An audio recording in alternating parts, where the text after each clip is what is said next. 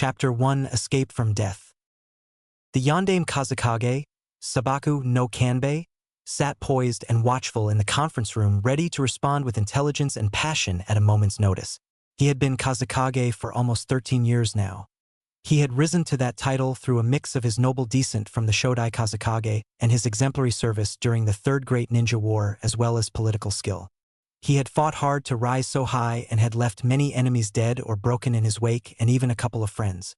After he had attained his position, he fought to expand his power, but though few would believe it, he had not done it for himself or even his family, at least not all for those reasons. Mostly it had been for his village and his country. He had proved it by even sacrificing those he loved most, although that had been forced on him at the start of his reign. He had battled hardliners on his council ever since his rise to power. Petty fools who reached farther than their abilities could grasp.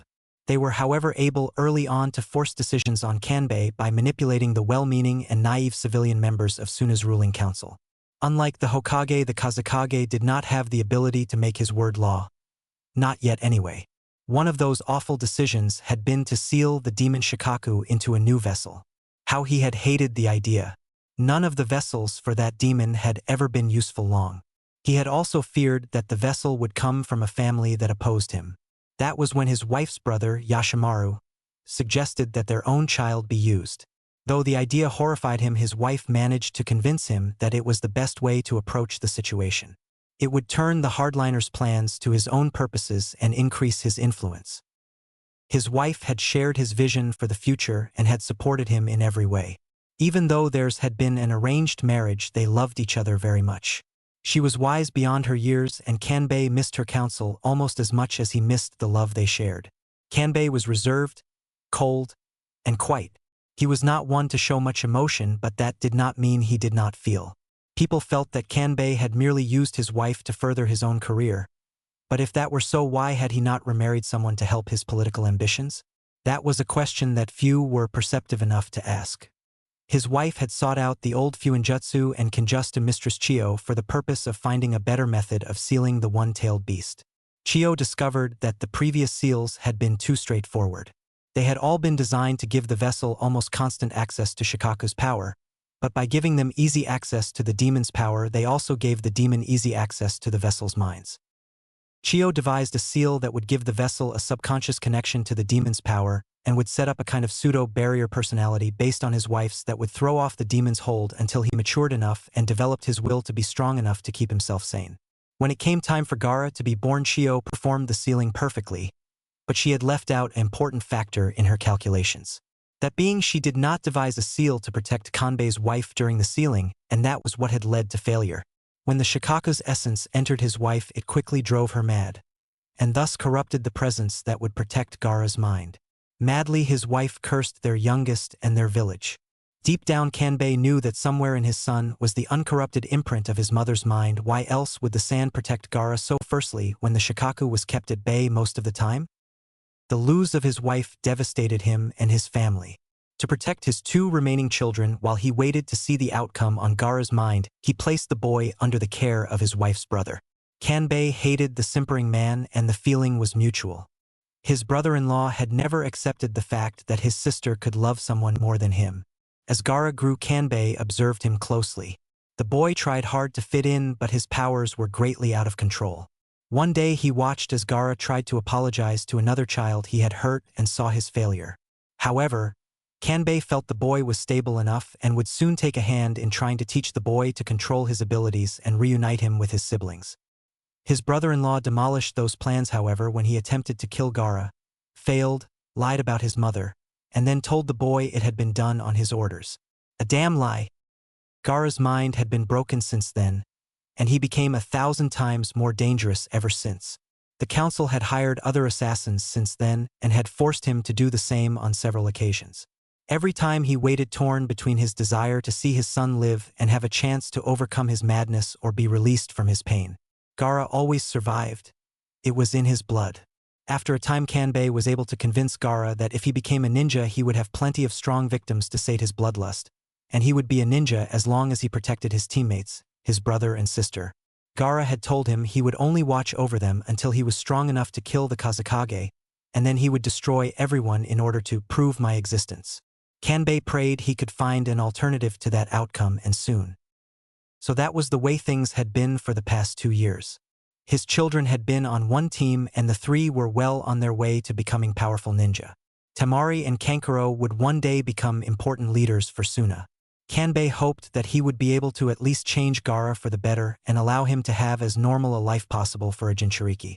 Not that it would ever be an easy life, but it would be better than what he lived now. All these thoughts and memories swirled around the Kazekage's head as he sat in on the most important meeting of his tenure as the Kage of Suna. He was sitting in Konoha's private council chamber with his right-hand man, former teammate, and protector and sensei to his children Baki, informing the Hokage of his former pupil Orochimaru's plan to destroy Konoha.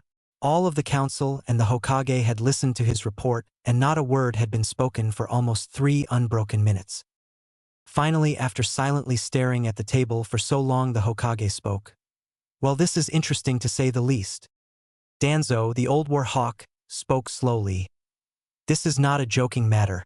Who knows what twisted plans your former student might have come up with while he has been in exile.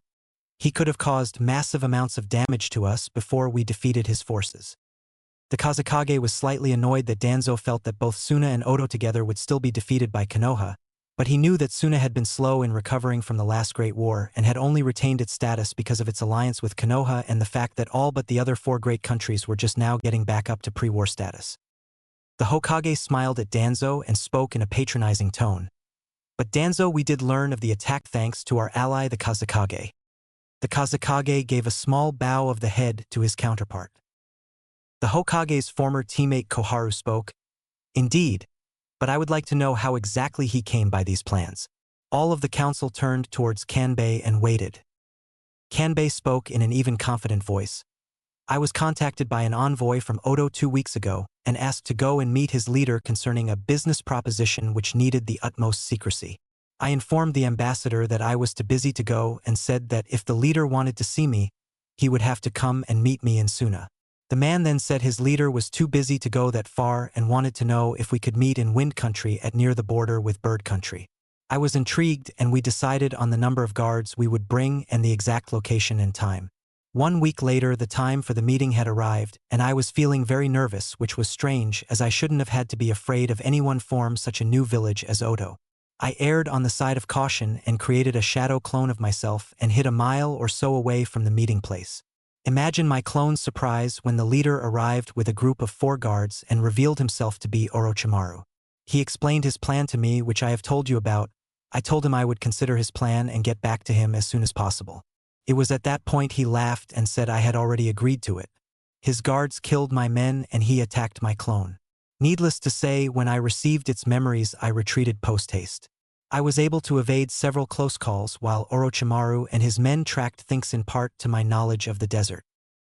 The room was silent for a moment before Nara Shikaka spoke in his usual lazy manner. "It is possible that those plans are fake and he merely wanted to have you assassinated." The Kazekage spoke back. "Why then would he not just have attacked me before he revealed himself?" Kanbei knew that question had merely been for the civilians on the council who might have been thinking the same thing, and the Nara's way of testing him. Hamura, the Sandame's other teammate, spoke. "Now that Orochimaru plans have been exposed, perhaps he will abandon them, and we can use that time to strengthen ourselves and increase our knowledge of Odo." Danzo shook his head. "That is unlikely. The fact that he could afford to wait this long to try and bring in outside aid means that the attack is going to take place one way or another." The Hokage nodded gravel. "Danzo is correct. Orochimaru is so arrogant that he thinks anything he plans is as close to foolproof as anything can be." Shikaka spoke again. "It is possible that Orochimaru wanted you to escape, or that he has other villages helping him and just omitted them when he was meeting with you." Yamanaka and Noichi spoke. "Or the Kazekage could really be working with Orochimaru, and this is just supposed to throw us off." Annoyed, the Kazekage spoke. "What purpose would putting you on your guard serve?" He then turned to the Nara head and acknowledged. "It would not be beyond imagination that he could have other allies." The Hokage spoke. "Orochimaru has no allies, only pawns to be spent. Whoever will help him will be destroyed one way or another. Now, Kazekage Dano, how can we repay your friendship and honor?" Kanbei spoke. "We have been at peace with each other since we signed our truce during the last Great War. A war I must mention that we only joined because our Sandame wished to fight it, and when he disappeared we had no place it. For the last 13 years we have been allies. Unequal allies because my village wished to show that we had no hard feelings against yours even though you defeated us during the war, and I think we have done that. Now I wish to reforge our alliance. I wish for my village to be treated as what we are, one of the 5 great nations. I do not wish to challenge Konoha's clear position as the greatest, but I want my people and ninja to be treated with respect. I want 3 things, and on 2 of those points I am willing to negotiate to what extent those 2 things are agreed upon. Those 2 things being a more open sharing of intelligence between ourselves about outside foes, and more free trade between our 2 villages. The last point I must be firm and not budge on. Konoha must no longer offer cheaper mission rates to any of Wind Country's nobility. Ours is the only country you allow that to happen with, and that includes your enemy countries as well. The council was quiet for a few moments before the Hokage spoke once again. You have every right to be angry about the pricing of missions, and after the Chunin exam we shall rework our alliance as quickly and as fairly as possible. On this I give you my word. Now there is something else I would like to tell us. The Kazekage spoke, and that is. The Kazekage was cut off by a shocked Hamura. Wait, we will still have the exams? Knowing that there is a trap. The Hokage chuckled. Knowing there is a trap is the first step in escaping it. If we cancelled the exams it would be a severe blow to our prestige, and it would raise many questions. However, if we can destroy Orochimaru and whoever might aid him and still pull off the exams, then we will show the world what our will of fire means. Now back to the Kazekage's question. He faced Kanbei and looked him dead in the eye.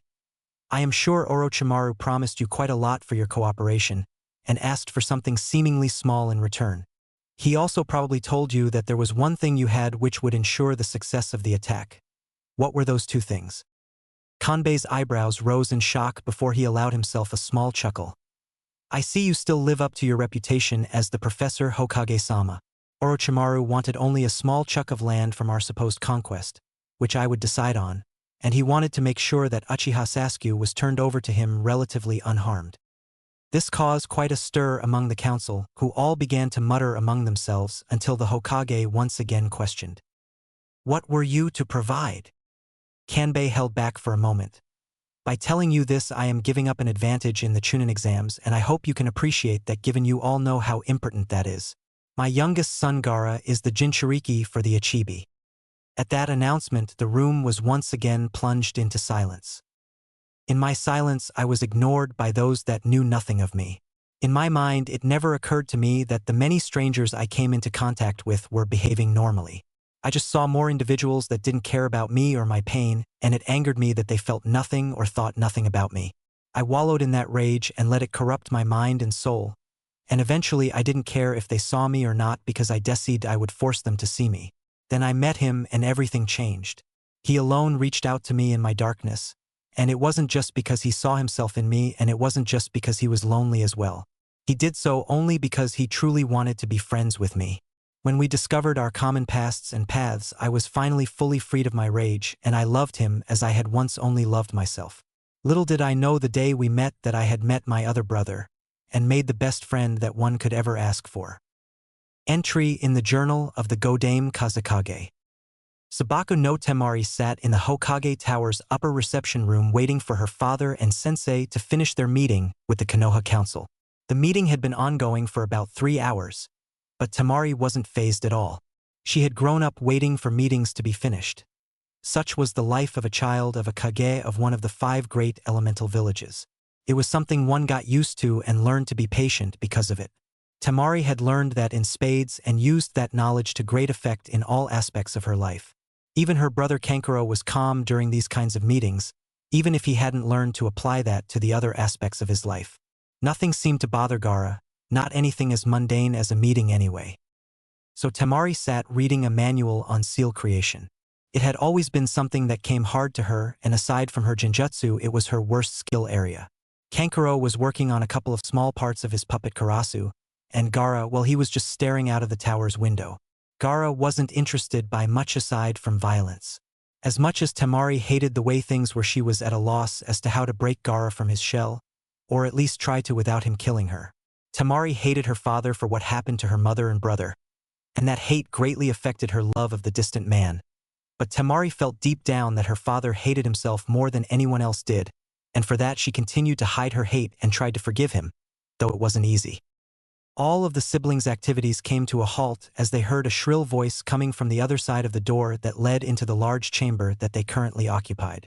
Turning their heads toward the door, they watched as a thin boy about 3 years younger than Tamari walked in. He had black hair pulled up into a spiky ponytail. He wore a green-gray vest and had his hands tucked into his pants pockets. He had a sleepy look on his face, and he was followed by a girl with long blonde hair done up in a ponytail wearing a fairly fashionable purple kunoichi outfit. She looked very annoyed at the black-haired boy in front of her. Kankuro gave the girl an appraising once-over, but stopped when he noticed the dark glare Tamari sent him.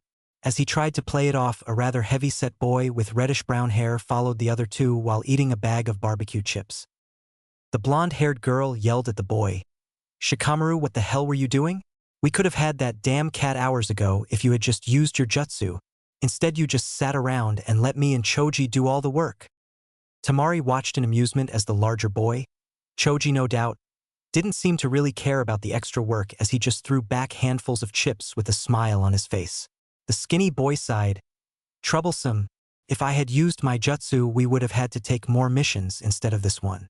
I didn't feel like doing any more missions today, so I let you waste time with that troublesome cat. Now we just have to meet Asuma-sensei, and then we can relax for the rest of the day." The blonde girl stomped her foot and let out a groan before she finally walked over and sat on a bench across from Tamari and Kankuro, and then spoke, "I can't believe Asuma-sensei thinks you are ready for the Chunin exams." Tamari started to pay very close attention to the threesome and decided to try and get some intel for the exams. She spoke to girl with genuine sympathy. "I can sympathize with you about your lazy-ass teammate. Kankuro here would sleep till noon if he could get away, then get up and eat, then take a 6-hour nap if you let." Ino turned her head to the older dusty blonde. "I think most guys our age are like that." Realizing who she was talking to, she examined the other team in the room and spoke again. "I'm Yamanaka Ino, and these are Nara Shikamaru and Akimichi Choji. I haven't seen you guys around here before. Are you here for the exams?" Tamari recognized their names, or at least their clan names, and realized these were the children of the famous Inoshikacho trio. It seemed Konoha was trying to get lighting to strike in the same place twice. She nodded to the other blonde and spoke. "We are. I'm Sabaku no Tamari, and these are my younger brothers Kankuro and Gara." Shikamaru, who had taken a seat on chair across from Ino and leaned back and closed his eyes, sat up and looked at Tamari with a sudden interest that surprised Ino. Shikamaru spoke, "Sabaku, that means you are the children of the Kazekage, right?" Tamari gave Shikamaru an appraising look and thought, "He's more than meets the eye, and is very well informed for a genin. This one bears watching." She smiled and spoke, "That's right. How did you know? Once someone becomes a Kage, he is no longer referred to by his name, and my dad has been Kazekage for longer than you've been alive." Shikamaru continued to stare at her for a moment before leaning back and closing his eyes again and drawling. "My mom makes my dad tell all that he can about council meetings and information about other villages, and she nags me to learn it." Tamari was stunned. Either he was trying to hide what he really was, or he really was just that lazy. Ino looked at the three siblings and spoke with excitement. "Wow, your father runs an elemental village. That's really cool. Our sensei Asuma is the son of the Hokage." Tamari remarked, "Sarutobi Asuma, he's an A-rank jonin and former fire guardian who is an expert with knives and kunai, a brilliant tactician, and aside from the current Hokage, Konoha's foremost expert on wind jutsu. Though since he is an actual wind type, I imagine he is better at using them than the Hokage." Kankuro looked at his sister with confused expression on his face. "How the hell did you know all that?" Tamari smirked at her brother. "Because unlike some people, I actually bother to read our bingo book." Choji looked a little surprised. "I didn't know Asuma-sensei was that famous." He turned to Shikamaru and asked, "Can we get bingo books, Shikamaru?" The black-haired boy turned to his best friend and shook his head. "In Konoha genin can't be issued a bingo books until they've taken the Chunin exam at least once. And then it's not all of it, just our list of the most basic information and lists of other villages' Chunin and their information, and of course missing nin who we consider dangerous. Now you could go to the archives and read a copy there, but you can't take it out." Now, I don't know how they do things in Suna. Temari nodded. All genin can request a bingo book for their team at any time, but they aren't edited and we aren't officially assigned one until we become Chunin. Ino looked thoughtful. How is one added to the bingo book again, Shikamaru? I don't remember that class at the academy. The lazy boy sighed. A country's bingo book contains all their information on ninja of C+, rank or higher, and their status that we know about as well intelligence on every country. Ino shrugged. Wow, I guess. So what do you guys think of Konoha so far? Temari gave a small smile. Well, we've only been here a couple of hours mostly waiting for this meeting to get over, but there are so many things here. It's a lot different from Suna where there is only sand and rocks. This place is so cluttered and it makes it hard for me to feel I can relax. Kankuro nodded. That's true, but I like all the bright colors and activity that are going on out in the open. At home, the only things that happen in the outside are the activities that happen in the marketplace, and the girls here don't cover themselves up as much as at home. Temari quickly smacked the back of her brother's head very hard and knocked the puppet user to the floor. While Ino and Choji laughed lightly, Kankuro picked himself off the floor and took his seat back, glaring at his elder sister. At that point, the door to the conference room slid open to reveal the Hokage and Kazekage, followed by Baki and Asuma. The Hokage smiled as the group of genin, aside from Gaara, bowed and he spoke. Well, this is nice to see future leaders of our two villages making friends and learning about each other. He turned to the Kazekage. Kazekage Dano, this is my son Asuma's team. Team 8 Nara Shikamaru, Yamanaka Ino, and Akimichi Choji. The Kazekage nodded and spoke. I am sure that your son will see that they become as great a group of ninja as their fathers. Now, Hokage-sama, if you would be so kind, I would like to spend some time with my children and make sure they and Baki will be able to find all they need before our personal meeting tonight. I must return to Suna tomorrow and I plan on leaving very early. The Hokage smiled. Of course. In fact, if my son has no objections, I would give his team the mission of showing you all around Konoha and taking you to the finest hotel in town. The Kazekage nodded again. That is acceptable to me. Asuma mirrored his father's smile. That sounds great. He turned to Shikamaru. My team needs at least one more mission to round out the day. Temari smirked to herself as both Choji and Ino laughed at Shikamaru, who sighed. Troublesome. We've been in Konoha for one day. On the surface, our home and Konoha are as different as night and day, but underneath it all, I think our two villages have a lot in common. It makes me feel that this alliance really is valuable. I also ran across several interesting ninjas around my age. There was one in particular that stood out more than the rest. I didn't think much of him at first. I thought he was just a loudmouth, and he is, but there is a lot more to him than that. He caught my father's eye right away, and despite my original misgivings, I look forward to finding out more about this Uzumaki Naruto. Entry in the Diary of Sabaku no Temari. The group of 9 comprised of the Kazekage, the Suna team, and Team 10 made their way briskly to the main door of the Hokage Tower. Asuma, who was in the lead, came to a slow stop and turned to the Kazekage and spoke. Would you like your tour first, or would you like to find a hotel room first? The Kazekage thought for a moment before responding. I would like to acquire hotel rooms first, preferably something upscale halfway between the tower and a section of the wall. Then the tour if that isn't too much trouble. Asuma shook his head. Not a problem at all, I know just the place. It has a wonderful view and is right in the middle of a very wonderful restaurant district. The Kazekage nodded. Lead the way then, Asuma-san. As Asuma turned back to the door to leave, it suddenly flew open and he was run into by a small yellow bullet. It bounced off of the well-built man and hit the ground to reveal a small boy around the age of 8 or 9 years old with brown hair and a light yellow shirt draped by a greenish-blue scarf. The boy was followed by 2 kids the same age. One was a girl with light orange hair and the other was a boy with glasses and dark brown hair. All of them had pairs of green goggles on. Asuma looked down at the kid and let out an amused chuckle. Konomaru-kun, you should watch where you are going.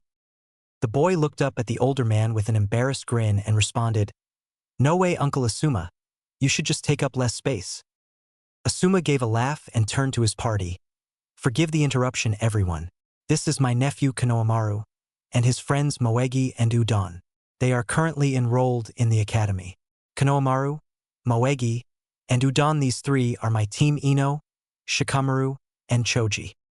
The two groups from Konoha gave each other quick greetings while Asuma continued. This is the Kazekage, his children, and their sensei. Moegi and Udon gave deep bows while Konohamaru gave a rather half-hearted bored one. As he looked up he saw Kankuro and gave the older boy a piercing look. Everyone but Gaara was a bit taken aback by the look. After a long moment Konohamaru finally asked, "Why are you wearing makeup?" The children and teenagers all laughed, except for Gaara, Kankuro, and Konohamaru. Asuma and Baki both let out short barks of laughter, and even the Kazekage let a smile form on his face. Blushing furiously Kankuro barked at the younger boy, "It is not makeup, this is war paint." Konohamaru responded with a thoughtful look on his face. But wh-. Taking steps to defuse the situation Asuma spoke, "Konohamaru, why are you here?" Konohamaru had a blank look on his face and then let out a gasp. "That's right, we came here so I could test out the jutsu that Naruto taught me on the old man. Come on guys." Moegi and Udon each gave an enthusiastic right, and the three ran up the stairs. Asuma gave an apologetic smile and bowed to the Kazekage. "Forgive my nephew Kazekage-sama. He is very young. We can continue now if you wish." The Kazekage nodded. "It is all right. Your nephew was quite entertaining." The group once again made their way toward the hotel. As they walked out of the tower Temari heard a very nervous Ino ask Shikamaru, "Do you think Konohamaru meant our Naruto?" The boy let out an amused sigh. "No doubt. Man, am I glad I'm not one of the academy workers that had to deal with Naruto and Konohamaru." Little did Shikamaru realize that one did not necessarily have to work at the Ninja Academy to deal with both Naruto and Konohamaru. All that meant was that one just had to have dealt with the both of them on a daily basis. As the tour group neared the hotel they came to an intersection across from it where Ino let out a very undignified squeal of joy. Everyone stopped and followed her line of sight. Temari blushed a bit when her eyes landed on a handsome scowling raven-haired boy around Ino's age. "Sasuke-kun!" Ino cried as she ran full blast at the boy and spread her arms wide and threw them around the boy. A moment later a pink blur shoved a short blonde-haired boy that was standing beside Sasuke to the ground and growled at Ino. "Get away from him, Ino pig!" The two girls then started a yelling match while the blonde stood and began to dust himself off while he grumbled under his breath. Shikamaru spoke to the boy. "The more things change, Naruto?" The boy looked up at Shikamaru and Choji. "I don't understand it. I mean, I get that he's good looking, but he's also got no sense of humor, he doesn't have any hobbies, and he hardly ever says anything more than eh." At that point Naruto looked around at who his two classmates were with. He looked at Asuma, Baki, and then he turned to Temari. Temari was taken aback by his deep crystal blue eyes and the odd marks that he had on his cheeks. As quickly as he had looked Temari in her eyes, he turned to Gaara. Here an odd look came over the boy's face. Gaara also seemed to react oddly to Naruto, but after a moment each seemed to shake off the odd look and Naruto turned his attention to Kankuro. He gave Kankuro a familiar look that caused the older boy to get a very bad feeling. Naruto questioned, "Why are you wearing makeup?" Asuma, Baki, Shikamaru, and Choji all laughed heartily at Kankuro. So heartily that Sakura and Ino stopped fighting and turned to the laughter. Sasuke took the opportunity to escape his two fangirls and make his way over toward the group. He was followed by his silver-haired sensei, who had placed his favorite reading material in his vest. When he noticed the Kazekage staring at Naruto with a mix of shock, suspicion, and disbelief. The only other person to notice this was Temari, who was cackling with reckless abandon. She only did that when she found something really funny and she hated it because it was a very undignified sound for a lady to make. Kankuro growled out a strangled response. "It is not makeup. It is war paint." Naruto looked confused. "Okay, but why are you wearing it?" The boy was stunned but then shook it off and answered, "I wear it to intimidate my opponents." Naruto scoffed. What kind of ninja would be intimidated by makeup? This made even Kankuro laugh a bit. The only two that were silent the entire time were Gaara and the Kazekage. It was the Kazekage that broke up the laughter when he cleared his throat and spoke to Naruto. "Excuse me, but what is your name?" The boy looked at the man wearing blue Kaga robes and answered, "I'm Uzumaki Naruto."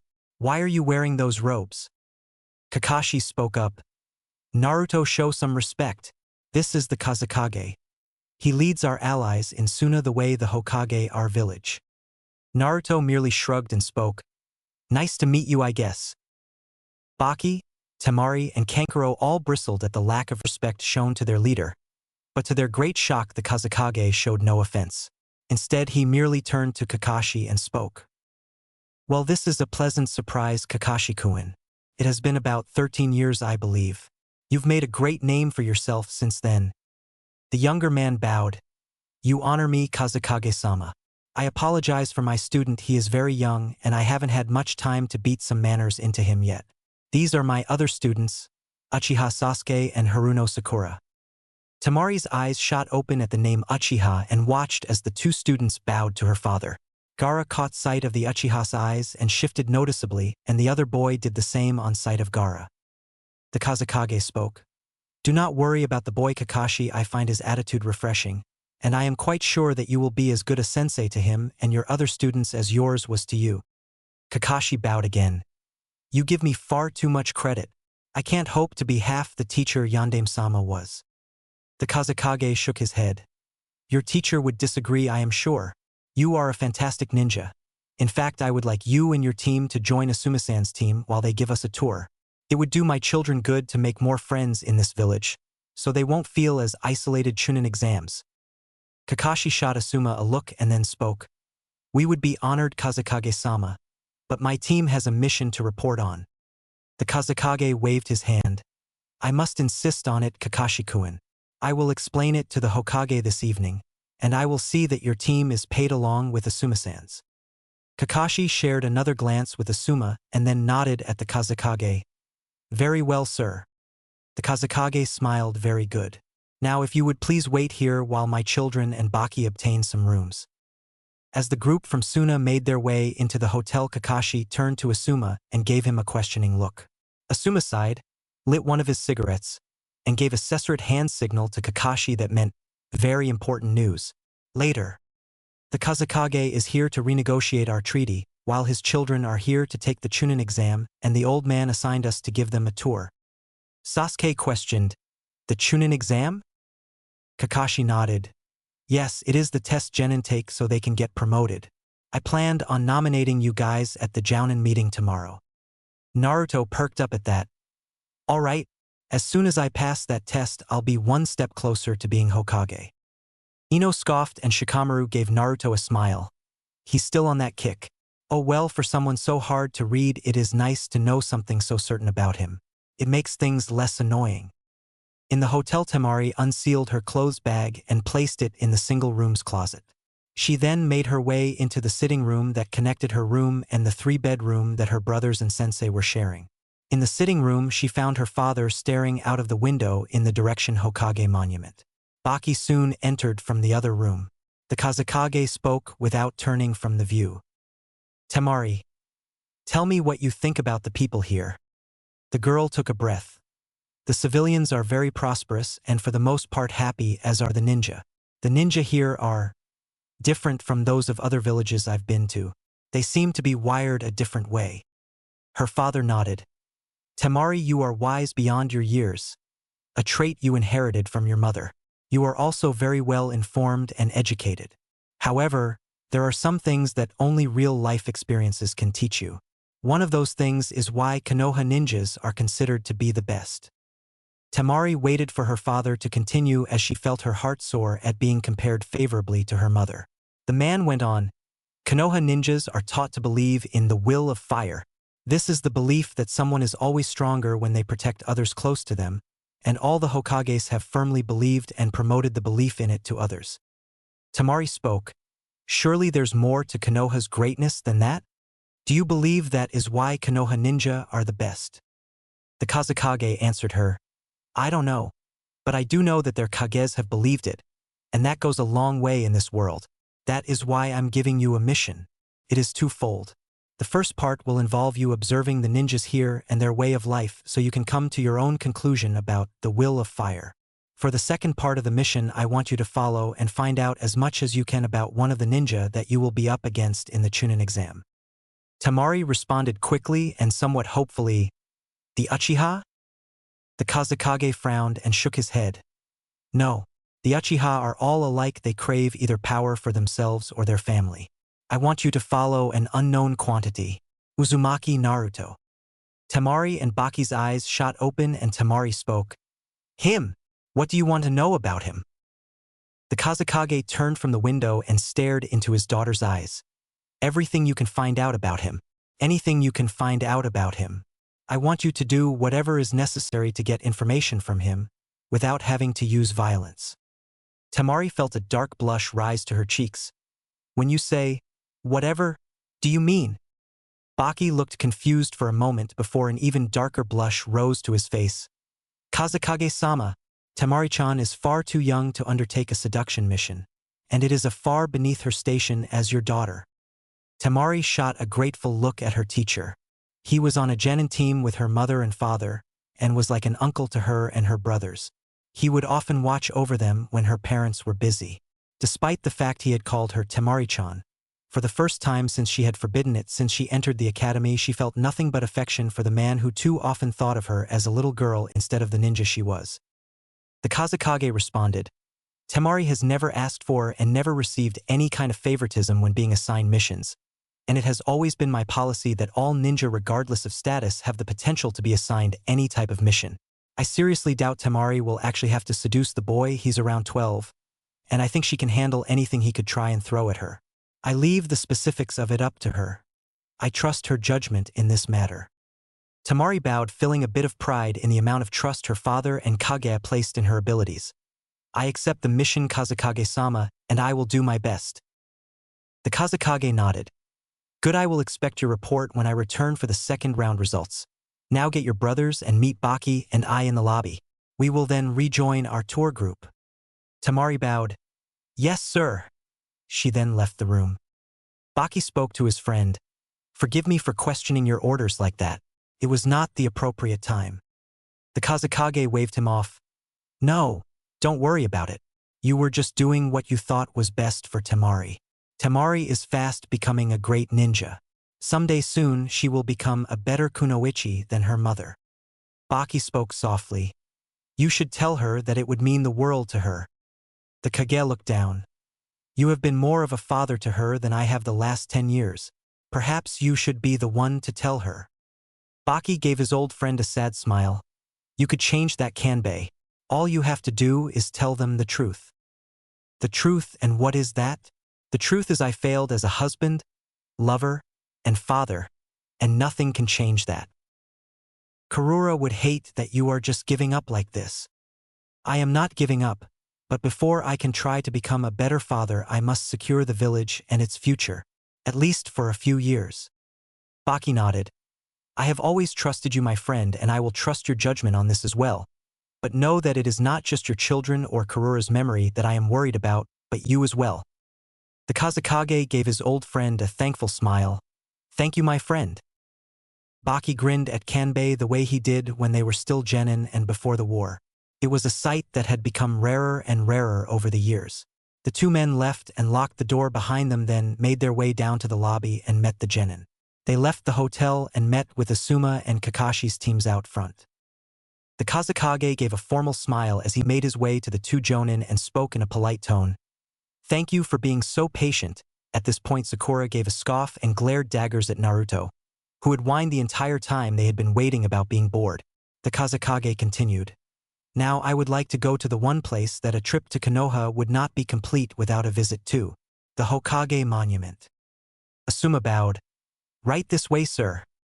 Asuma took the lead with Shikamaru and Choji beside him. Next was the Kazekage, followed by Baki, Kankuro and Gaara a few steps behind them.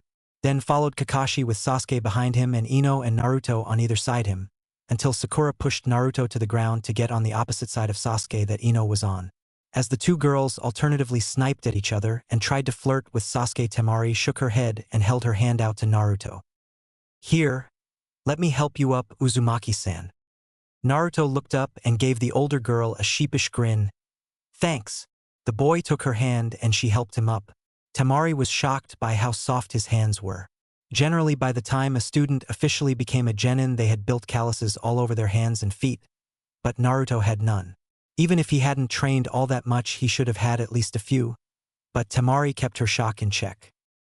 Naruto and Temari began to follow after the rest of their group. The boy spoke to Temari. I know with you being the daughter of a Kage, you are probably used to being really polite and formal, but you can just call me Naruto. Only my teachers at the academy called me Uzumaki, and that was only when I was in trouble. Temari mustered her best coy smile. All right then, Naruto-kun, you can call me Temari. The group had slowly made their way toward the carved mountain face, and all the way there Asuma and Kakashi pointed out shops, restaurants, and parks to the visitors from Suna, with the occasional remark from their students or questions from those they escorted. Then they reached the base of the Hokage monument, and they slowly made their way up to the observation deck. As they did, Temari thought about how to get Naruto to open up. The boy had kept quiet for the most part, or at least about anything of real value. In fact, the boy could ramble on about anything and everything. Sakura had put a stop to that by punching the boy into a concrete wall, and he had been sulking quietly since then. The group finally reached the platform and stared up at the massive stone heads. Asuma spoke. Well, this is it, the monument to those that have led Konohagakure no Sato. Everyone stared at the monument in silence for a moment. After a while, Kankuro spoke. How long did it take to carve those faces into the rock? Asuma looked thoughtful. The Sandaime told me once when I was a kid. It was different with each one. The Shodai's took about a week because his brother just used his Suetun Jutsu to carve the rock. The others took longer as no one had the Nidaime skill. Temari asked, the view here is wonderful. Is it possible to go to the very top of the mountain? Kakashi nodded. Yes, during the day it is open to the public. At night, though, no one is supposed to be up there. But a lot do anyway. In fact, a lot of the younger couples in the village go to the top at nights to look at the stars, and for some heavy petting, of course. Naruto looked confused. Heavy petting?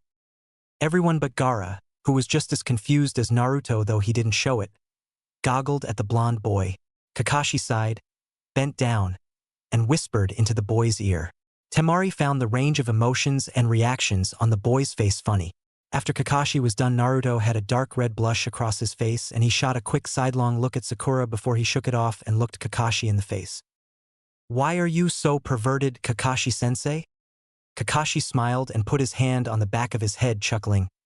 Naruto, one day you will understand. Clearing his throat, the Kazekage spoke. So, Kakashi-kun, what do you think of your teacher's likeness? I only met the man a couple of times, but it seems off to me. Kankuro turned to his father. I didn't know you met the Yellow Flash, sir. The Kazekage nodded. Twice, once before the Third Great Ninja War and when we signed our alliance treaty. I was 2 years older than he was and was already a Chunin, almost a Jounin, and had come here to observe one of the last Chunin exams held before the war broke out. In the finals, he was an undersized, no-name rookie up against more experienced older ninjas who were either from respected clans, had bloodline abilities, or both. He was supposed to lose in the first round, but he dominated the entire field.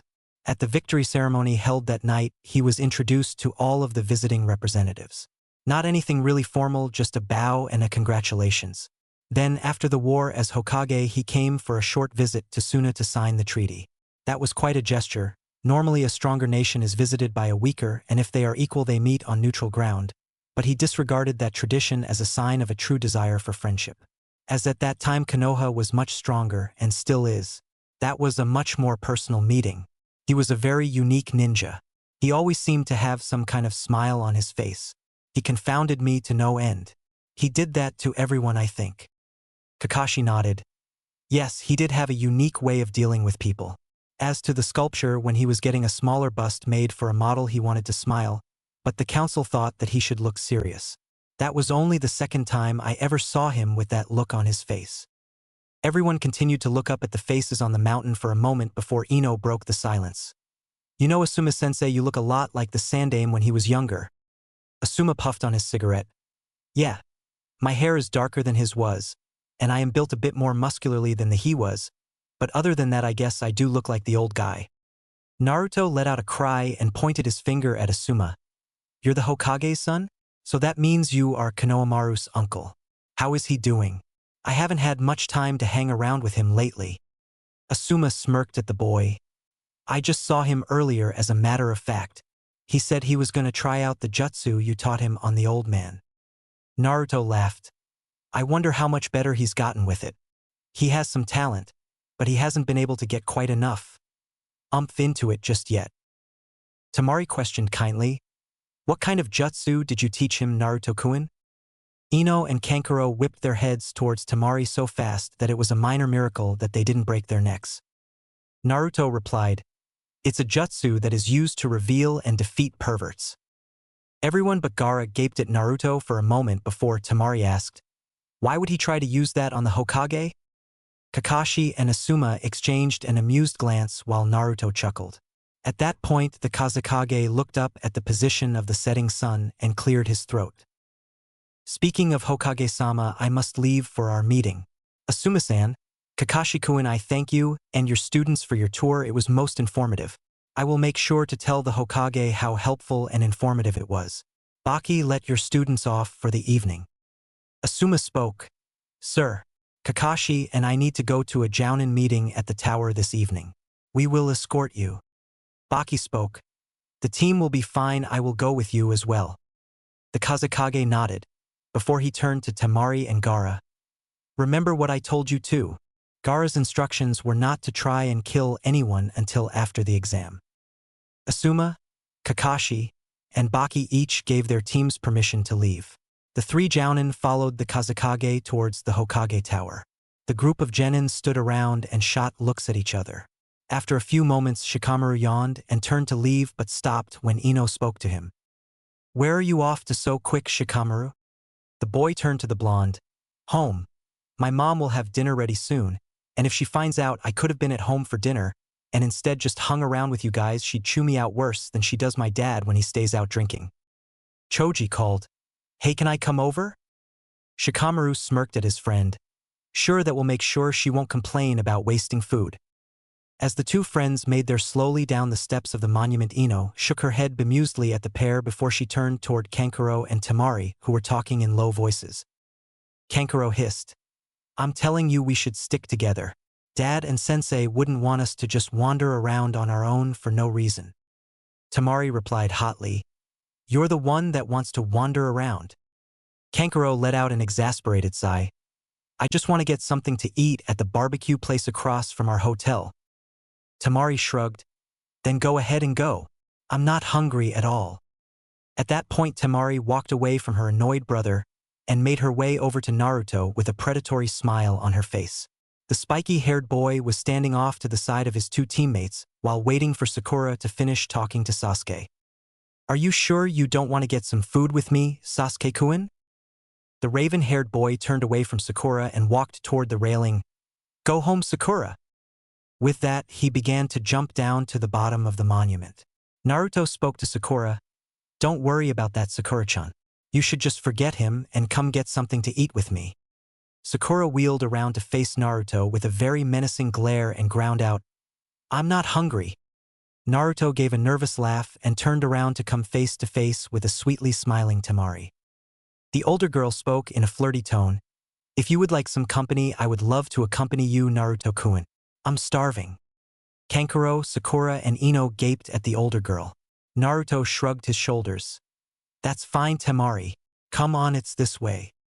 Ino grabbed Sakura's arm and pulled her along, and the two girls proceeded to follow the pair of blondes.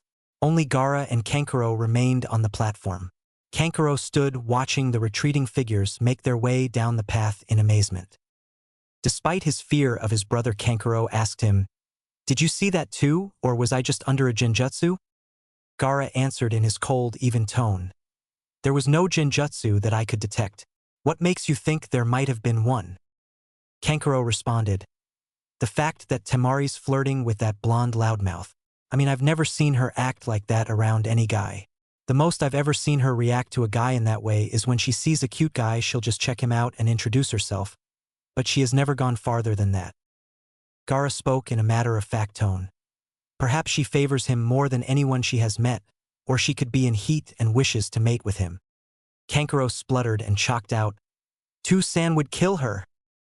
Gaara answered. That would probably be his response, and it is odd that Temari would be so reckless with her safety. Kankuro nodded. Which is why I thought there might be a genjutsu. Gaara nodded before he turned and began to walk down the path. Whatever the case may be, Temari has made her choices and will deal with the consequences on her own. I am hungry, you will take me to where you are going to eat and you will buy me food. The red-haired boy did not stop as his elder brother finally overcame his stupor and ran to catch up with him.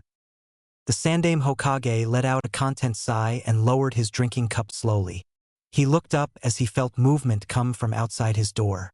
The old man leaned back in his chair and prepared for whatever was about to enter his room. The door opened to reveal one of his Chunin assistants leading in the Kazekage.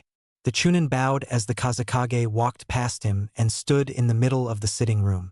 The Hokage signaled for the Chunin to leave before he stood and gave a small bow of the head to his opposite number from Suna and then motioned for him to sit in the chair opposite from his own. The older man sat down as the Kazekage did and spoke in a warm voice. I was enjoying the gift you brought me, Kazekage-sama. This sake is an excellent vintage. The Kazekage nodded. I am glad you enjoyed it. Some of my ninja took some bottles of it from a convoy we were hired to stop. I've drunk a couple myself. The Hokage laughed. I can't blame you for that. I'll have to give you an appropriate gift when you leave. Do you smoke? I have some excellent tobacco leaves. The Kazekage shook his head. No thank you. I gave up smoking when my daughter was born for her health. I wouldn't say no to some chewing tobacco though. The Hokage smiled. I think I can help with that. How was your tour? The Kazekage nodded. It was very informative. Your son and his team were very professional. You should be very proud they are a good team. The Hokage replied.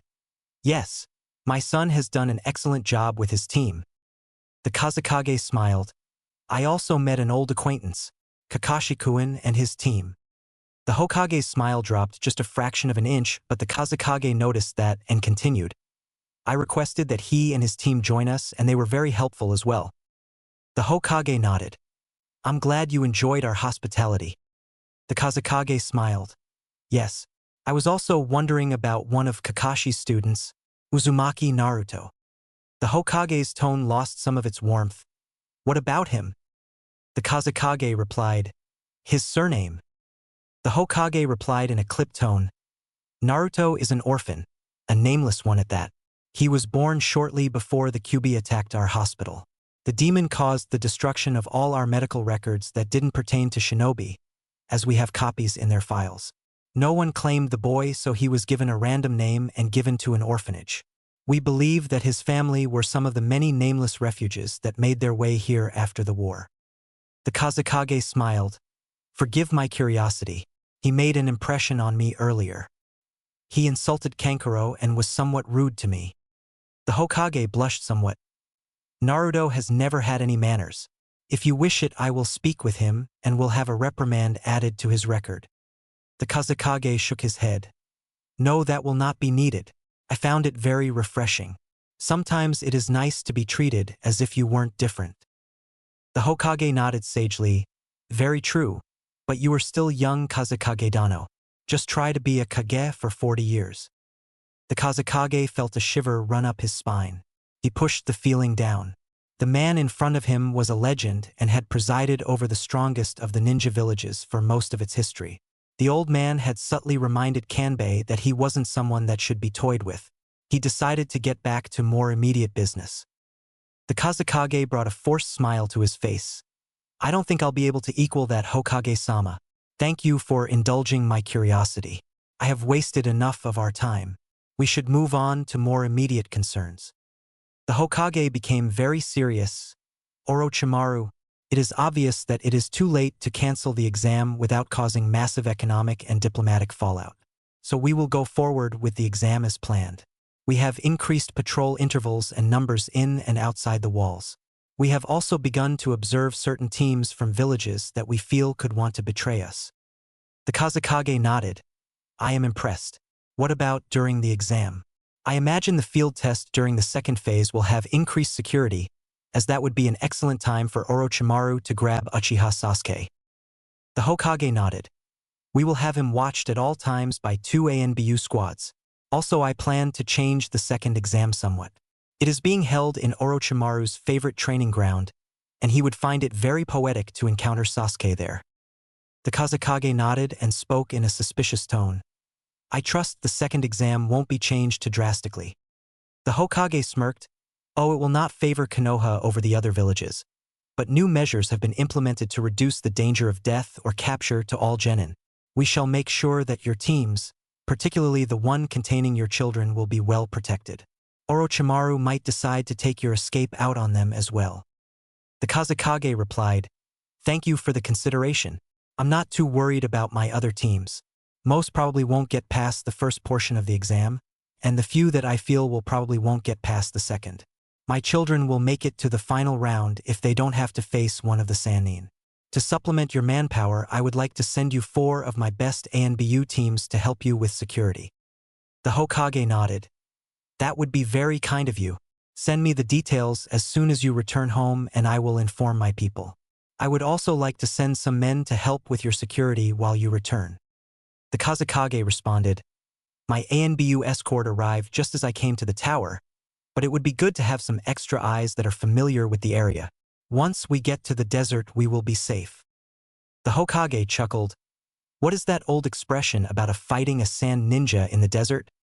The Kazekage smirked. Don't do it. The two men shared a short but genuine laugh. There was a knock at the door and it opened when the Hokage spoke for the visitor to enter. Behind the door stood a very attractive young female Chunin carrying a couple of file folders. She spoke with a sweet voice. These are the files you asked for, Hokage-sama. The old man flashed a large grin and nodded his head enthusiastically. Thank you, my dear, give one to the Kazekage if you would. The woman smiled and handed one to each of the Kages, then walked to the door, bowed, then walked out. The Kazekage smirked as he watched the perverted old man watch the retreating woman's backside. When the woman had left, the Hokage turned back to face his counterpart. He noticed the look on the other man's face and gave a sheepish grin. He cleared his throat. This is the file on Orochimaru along with the information that Odo sent about their team of genin. The room was silent for about half an hour as the two men read the in-depth files. Finally, the Kazekage spoke, breaking the quiet of the room. This jutsu that Orochimaru was trying to create, was he close to completing it? The Hokage shook his head. We aren't sure. The Yondaime, Jiraiya, and I were the only ones that read all of his information, and Minato decided to have all the notes destroyed. I supported the decision completely. The notes didn't reveal what exactly he was working toward, just what he had tried. I personally think Orochimaru could have completed the jutsu by now. Now, if he has, Minato believed that with the path Orochimaru was on, he would only be able to use bodies of strong individuals, and even then for only a limited amount of time. To be able to use a body for a long period of time, the body would have to have some kind of tie with Orochimaru's chakra, be very healthy, and would have to be young when he assumes control of it. The Kazekage sat silent for a moment, contemplating what he had learned. That could be why he wants the Uchiha. The Hokage nodded. The Sharingan would also aid him with his obsession with learning the entire world's jutsu. The room once again fell into silence. The Hokage brought his pipe into his mouth, placed tobacco into it, and lit it. The smoke slowly wafted and spread across the entire room. Temari walked beside Naruto at a slow pace. The boy walked with his arms behind his head with a slight scowl on his face. Temari hadn't spoken to the boy since they left the monument together, and he made no attempt to talk to her. He had seemed like such a loudmouth that Temari thought that it wouldn't be a problem to get him to spill his guts.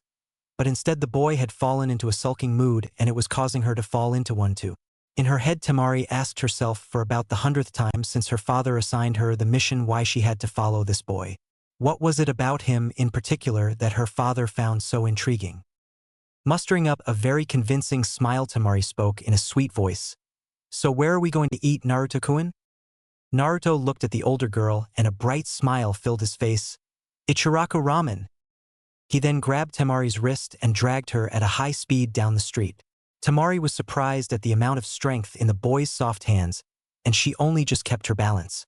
After about 2 minutes of solid running, the pair arrived at a small covered stand. Naruto let go of Temari's arm and the two took seats at the bar. Temari noted that although the place was very small, it was very clean and well decorated. The place seemed very warm and welcoming, and the two people staffing the place reinforced that feeling.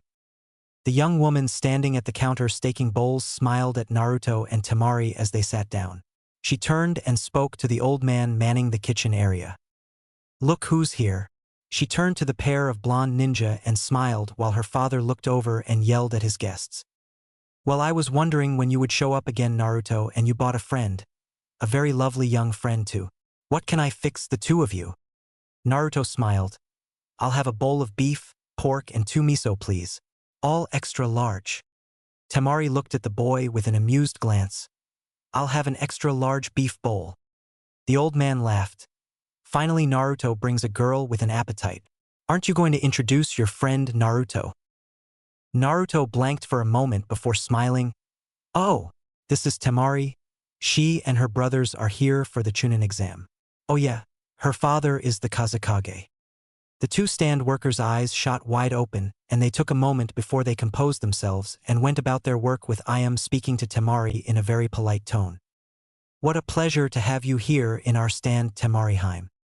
Temari smiled back. "Thank you for having me, and please just call me Temari." She then turned to Naruto with a smile. "Do you eat here a lot, Naruto-kun?" Naruto grinned. "Oh sure, all the time. They serve the best ramen in the entire world here." Tucci and Ayam smiled at the praise and continued with their work. Temari took the surroundings in. Though it was small, it wasn't cramped, and the place seemed warm. It was also very clean, as was its dining ware. The prices were a little high for ramen, but if Naruto was correct, then they would be well worth the cost of the ramen. Temari decided to start up another conversation with the boy. "Don't your parents mind you eating ramen all the time?" Tucci and Ayam each shifted nervously, while Naruto replied in a nonchalant tone. "I don't have parents. I'm an orphan." Temari blushed profusely. "I'm so sorry, please forgive my assumption." Naruto shrugged. "Don't worry about it. I don't anymore." An uncomfortable silence settled over the stand before Tucci yelled, "Order up!" Naruto took his first bowl and dived into it with reckless abandon. Temari watched in awe before turning to her own meal and began to eat. She quickly decided to change the subject. "How long have you been a ninja?" Naruto thought for a few moments. "I guess about 6 months now. How about you?" "We do things a little differently in Suna. Training is done primarily by families or clans, with them brining in civilian children that show promise to boost their prestige. Our academy is used almost exclusively for testing purposes. After that, all genin are placed into a pool, and they perform D-rank missions with randomly assigned partners until they are judged to be at a level capable of surviving C-rank or higher missions when they are assigned to a Jounin sensei. I was held back because my father wanted the 3 of us on a team with each other." Naruto questioned, "Why did he do that?" Temari was silent before speaking. "Because we are all very skilled, and our genin team is by far the best one we've had in years. Our father is trying to build up his power and prestige. Suna isn't like the other 4 great nations. Our kages have all had to deal with sharing power with the council. Now, normally that wasn't too much of a problem, but my father is trying to change things in Suna, and the council is filled with holdovers from the Sandame's reign. Any advantage he can get, he will use." Naruto looked confused. "What does your father want to change? I mean, Suna must be doing something right to be one of the great nations." Temari stared at her bowl for a moment. "He wants to make us more modern. There are new villages popping up all over the place that model their training methods on those of the other major nations, and even though they don't have the numbers of the 5, they are still fairly skilled because of that. To complicate matters, we aren't able to increase our numbers because the great nations have an unspoken agreement to keep the number of new ninja fairly low. This has put major pressures on us. The first of those pressures is that to keep an all-out war from breaking out, we have to keep our numbers equal with the other nations. This is dangerous because our training and recruitment method is outdated. If our ninja aren't as good as the other major countries, then we can't charge the same amount, and if the smaller countries are almost as good and closer, then some lords will hire them over us." Naruto looked thoughtful and then spoke before diving back into his ramen. "As long as you're strong enough to keep your village safe, you are strong enough." Temari gave the boy an odd look before nodding. "That is the most important thing, but that is easier said than done." Naruto gave Temari a grin. "I know, because I'm going to be Hokage one day." Temari stared at Naruto with a look of disbelief. You want to be Hokage? May I ask why? Naruto gave her a wide grin. A lot of people have always looked down on me because who I am, and I want to show them that I can be a great ninja and make a difference. I also want to pay back everyone who has acknowledged me so far by living up to my promises. Temari nodded. Good luck, Naruto-kun. You are going to need it. Honestly though, I don't know if someone as naive as you could ever hope to become Hokage. But I wouldn't mind hoping. If you could do that, then it would give me hope that Gaara can still be saved. Naruto smiled. Thanks, Temari. What are your dreams for the future? Temari was silent for a moment. Right now I just want to make Chunin. After that Jounin, and after that, who knows? Naruto nodded. That's cool. I hope you make it, Temari. Temari was silently thinking. This kid is defiantly weird for a ninja. So sincere. She then smiled at the boy and went back to her food. Naruto did the same. After that, a calm silence descended over the small stand. But it wasn't uncomfortable. Temari observed as Naruto interacted with the workers of the ramen stand. They seemed very familiar and fond of the boy, and they were very kind to her. But they weren't sucking up either. It was then that Temari felt two sets of eyes watching her and Naruto. The boy didn't seem to notice, and there didn't seem to be any ill will from the watchers. But as the daughter of the Kazekage in a foreign village, Temari knew she had to be careful. She slowly lifted her fan and brought its polished black metal folded frame to her face and pretended to primp and preen her hair and outfit. But in fact, she channeled chakra into her eyes and peered out into the darkness behind her. After a while, she finally caught sight of the platinum blonde and pink hair of Ino and Sakura just visible in the rapidly approaching darkness. They each seemed to be straining themselves to try and catch pieces of Naruto and Temari's conversation. This caused a smirk to rise to Temari's face, as she quickly decided to make her spying mission a bit more fun. Naruto had finished his meal and was just recounting a joke with Ayam. Temari laughed at the punchline lightly along with the other girl before she spoke. Naruto-kun, thank you for the meal. If you don't mind, could you escort me around a little while longer? Naruto nodded. Sure. It's still early and I don't have anything important to do. Temari reached for her money, but the old man held up his hand. That won't be necessary. Since you're a friend of Naruto's and this is your first time here, it's on the house. Just make sure you tell others about this place. Temari smiled. Thank you. I will. I've got to agree with Naruto-kun, this is the best ramen I've ever had, and it is well worth the price. The two ramen workers bowed as Temari and Naruto walked away. After a couple of blocks, and when Temari was sure Sakura and Ino were close behind them, she spoke in a very playful and suggestive tone to Naruto. One that the boy didn't seem to notice. Naruto-kun, would you mind showing me the top of the Hokage monument? Naruto stared at Temari for a moment and shrugged. If you want me to. Ino and Sakura stood and stared at shock as the blonde couple made their way back to the monument. Ino was the first to shake off her shock.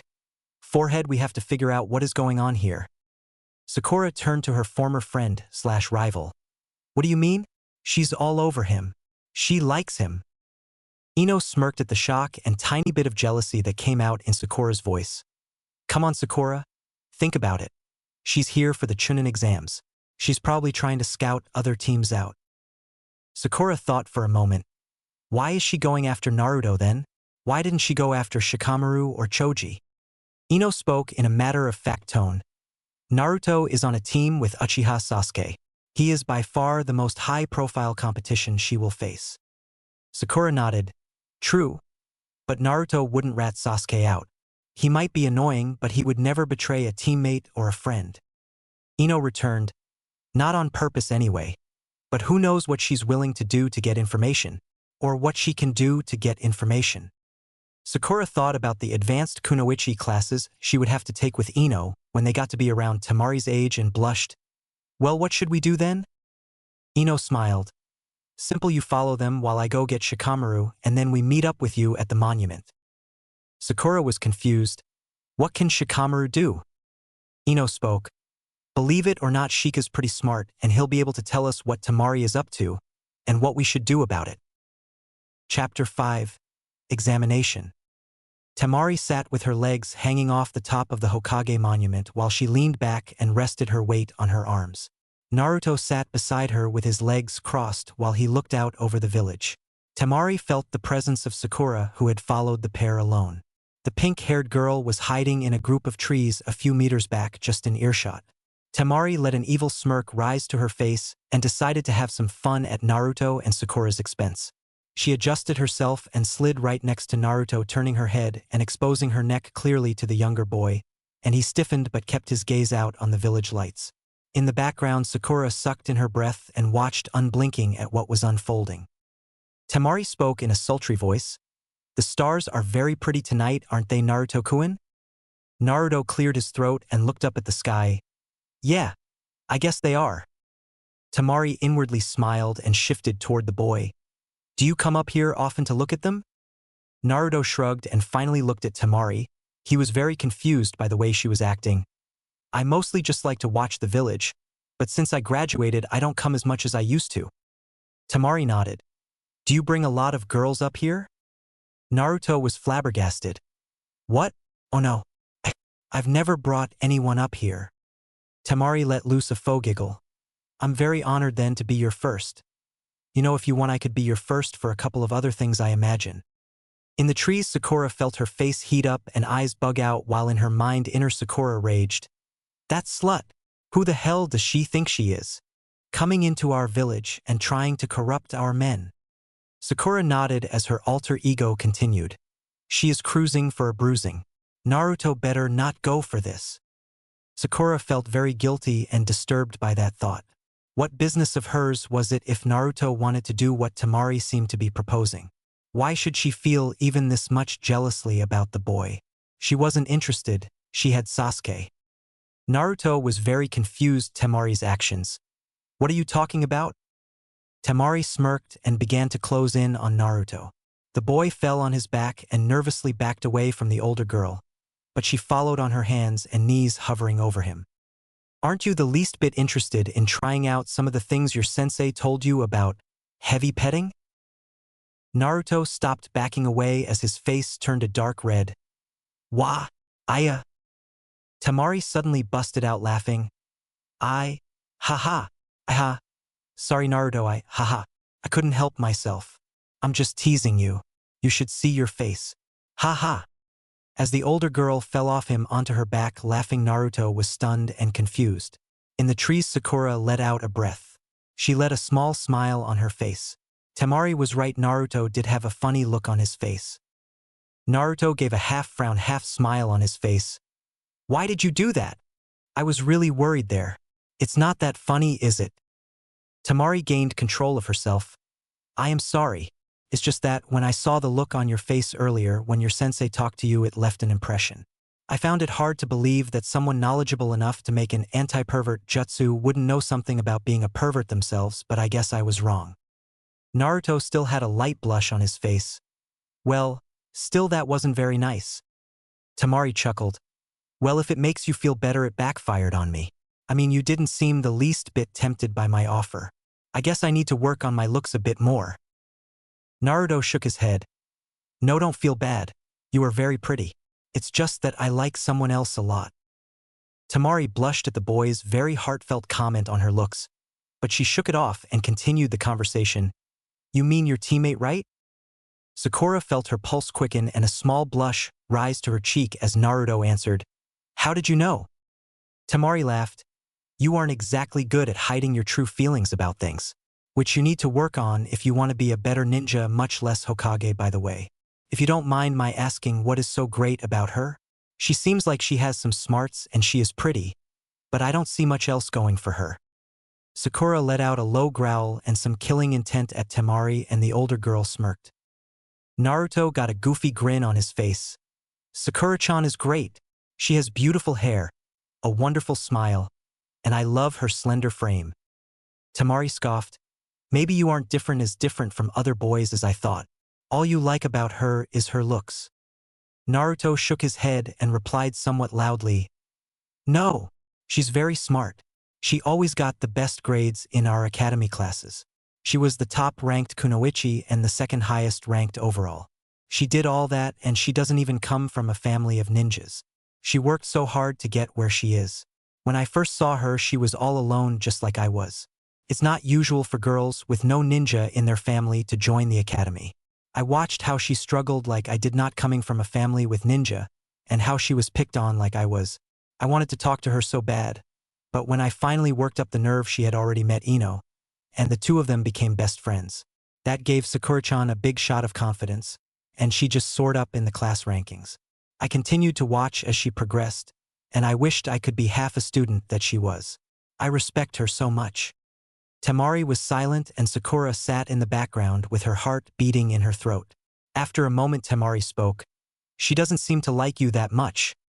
Naruto's eyes flashed with hurt, but he quickly brought a grin to his face and rubbed the back of his head. No, she does, at least a little bit, but I can never tell when a good time to talk to her is. You saw how badly I timed things when Sasuke turned her down. Temari smirked. Still, I don't think she treats you that well. Naruto shook his head. She just gets high-strung sometimes. Anyway, she treats almost all the people in our class that way. She treats me the same as she treats other people. In fact, she is one of the few people that do that. Temari looked at the boy inquisitively. What do you mean?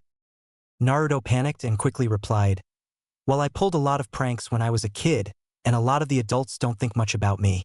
One time I painted the whole monument with graffiti. Temari looked at the boy with exasperation.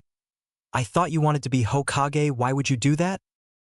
Naruto put his arms behind his head and laughed. I just wanted to shock the villagers. The old man was upset too, but mainly because I had caused a lot of a ruckus for most of the week leading up to it. He told me later that all the Hokages would have found it funny because they knew I wasn't doing it to insult them. Of course, I still had to clean it up. Temari shook her head and she shifted her view back onto the village, and Naruto did the same thing. After a moment, Temari felt two chakra sources closing in on Sakura's location.